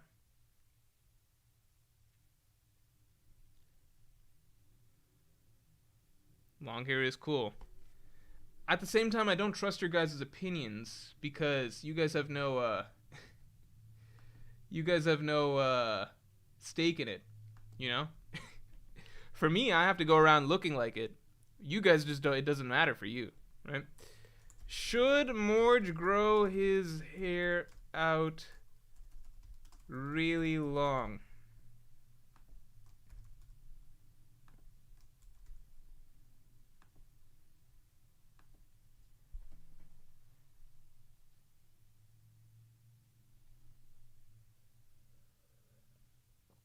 I'm probably not going to go with what you guys pick, but I'm interested just to see.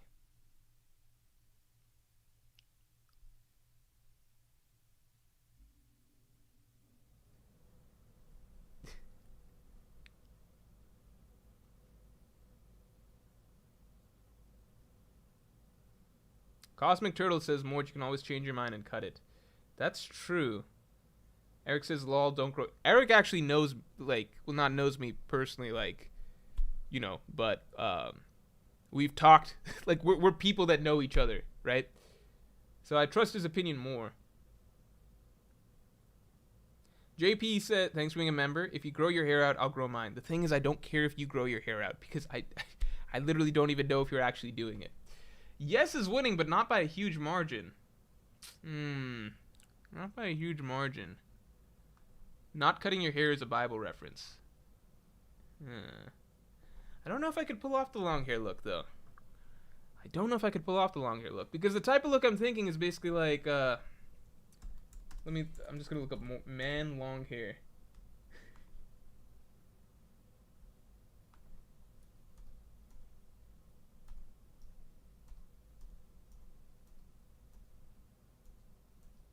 These are all a bunch of different options.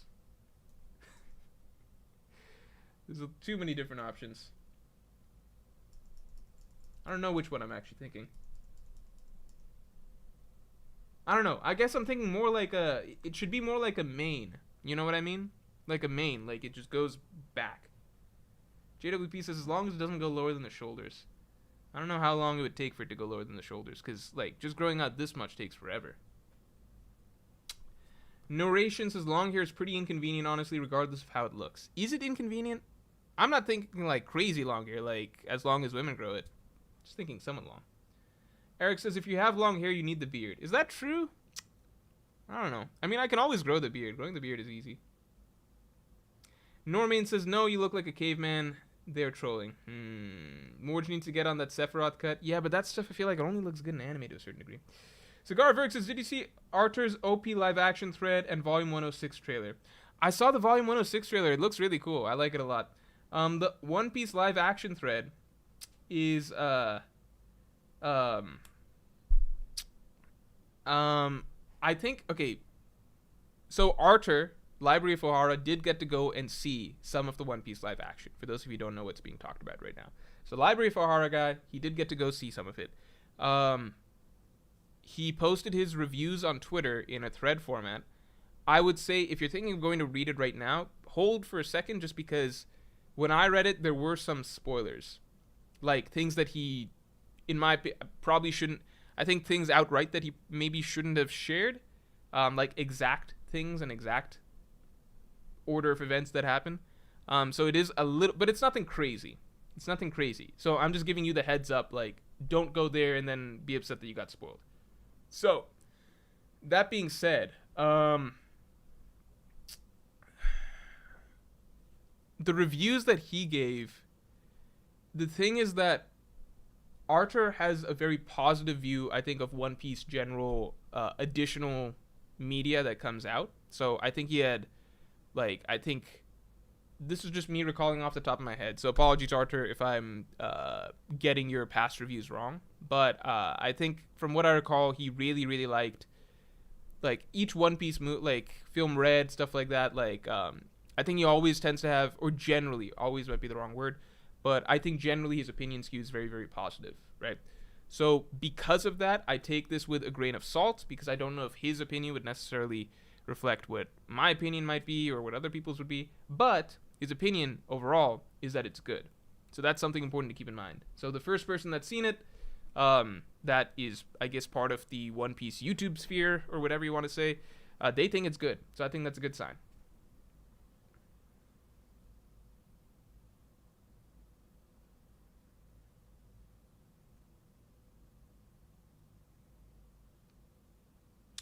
OG3 says he mentioned small changes in plot from the manga. Yeah, but that's to be expected. The changes that he referenced are so minor that I think it's closer to the manga than anyone realistically could demand. You know. Buzz cut. I'm not doing a buzz cut ever. I'm not doing a buzz cut. I think generally what I want is to try different hairstyle, but because my hair's getting to a point where it's like either I gotta cut it or just try a new hairstyle. So I want to try a new hairstyle, but I'm like, the only thing I can think of is like long ass hair that goes back. If I don't do that, then what do I do? I don't know.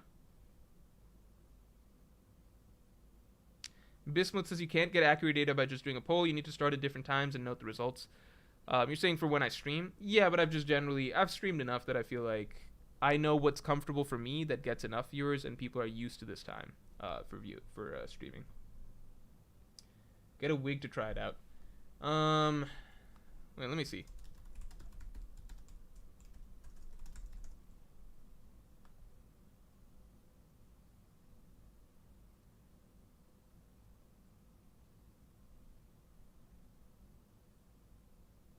Okay, let me show you guys some long hairstyles, all right? And you tell me what works.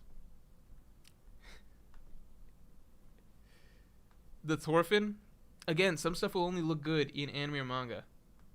Okay, so if I had hair that could go up, like this guy's hair, That would be cool. But I feel like it's gonna be hard to keep the hair up. You know what I mean? But then there's like, who has long hair? Somebody's gotta have long hair here, right? See, look at this.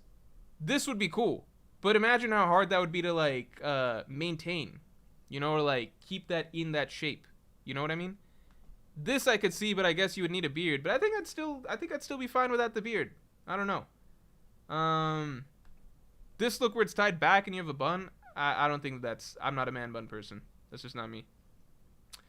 I don't know. I don't know what. I feel like there's a long hair hairstyle that works for me, but I just don't know what it is. I just don't know what it is yet.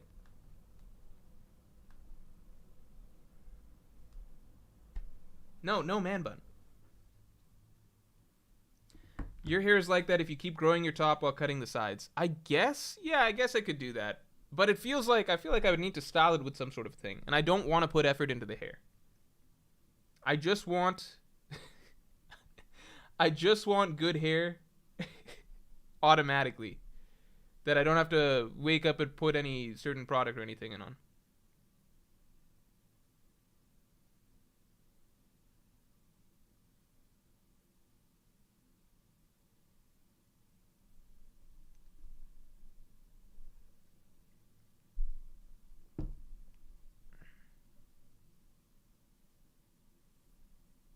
Not the Figarland cut.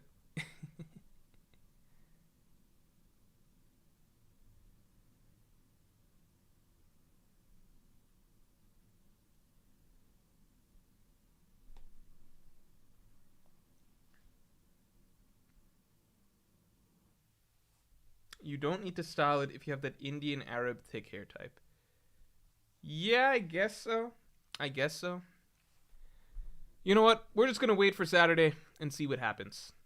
I'll see what the person recommends. But the person's obviously gonna recommend getting a haircut because that's his job, right? That's what he's supposed to do. So I need to figure out what I want to do with my hair before that happens so I can cancel it if necessary. That's basically where we're at. All right, guys. Thanks everyone for tuning in. Thanks for the advice, somewhat. It kind of helped. Besides that, I will talk to you all later. Here's the thing. Tomorrow's video is delayed a little bit. I think I explained towards the beginning of the stream, just because certain vacations and certain timings of things, basically. So tomorrow's video is delayed a little bit. It won't be anything crazy, but just expect a video. It's a good video. It's just not coming out tomorrow. It'll come out a little bit later than that, but that's pretty much it. All right, guys. Thanks for tuning in. I will talk to you all later.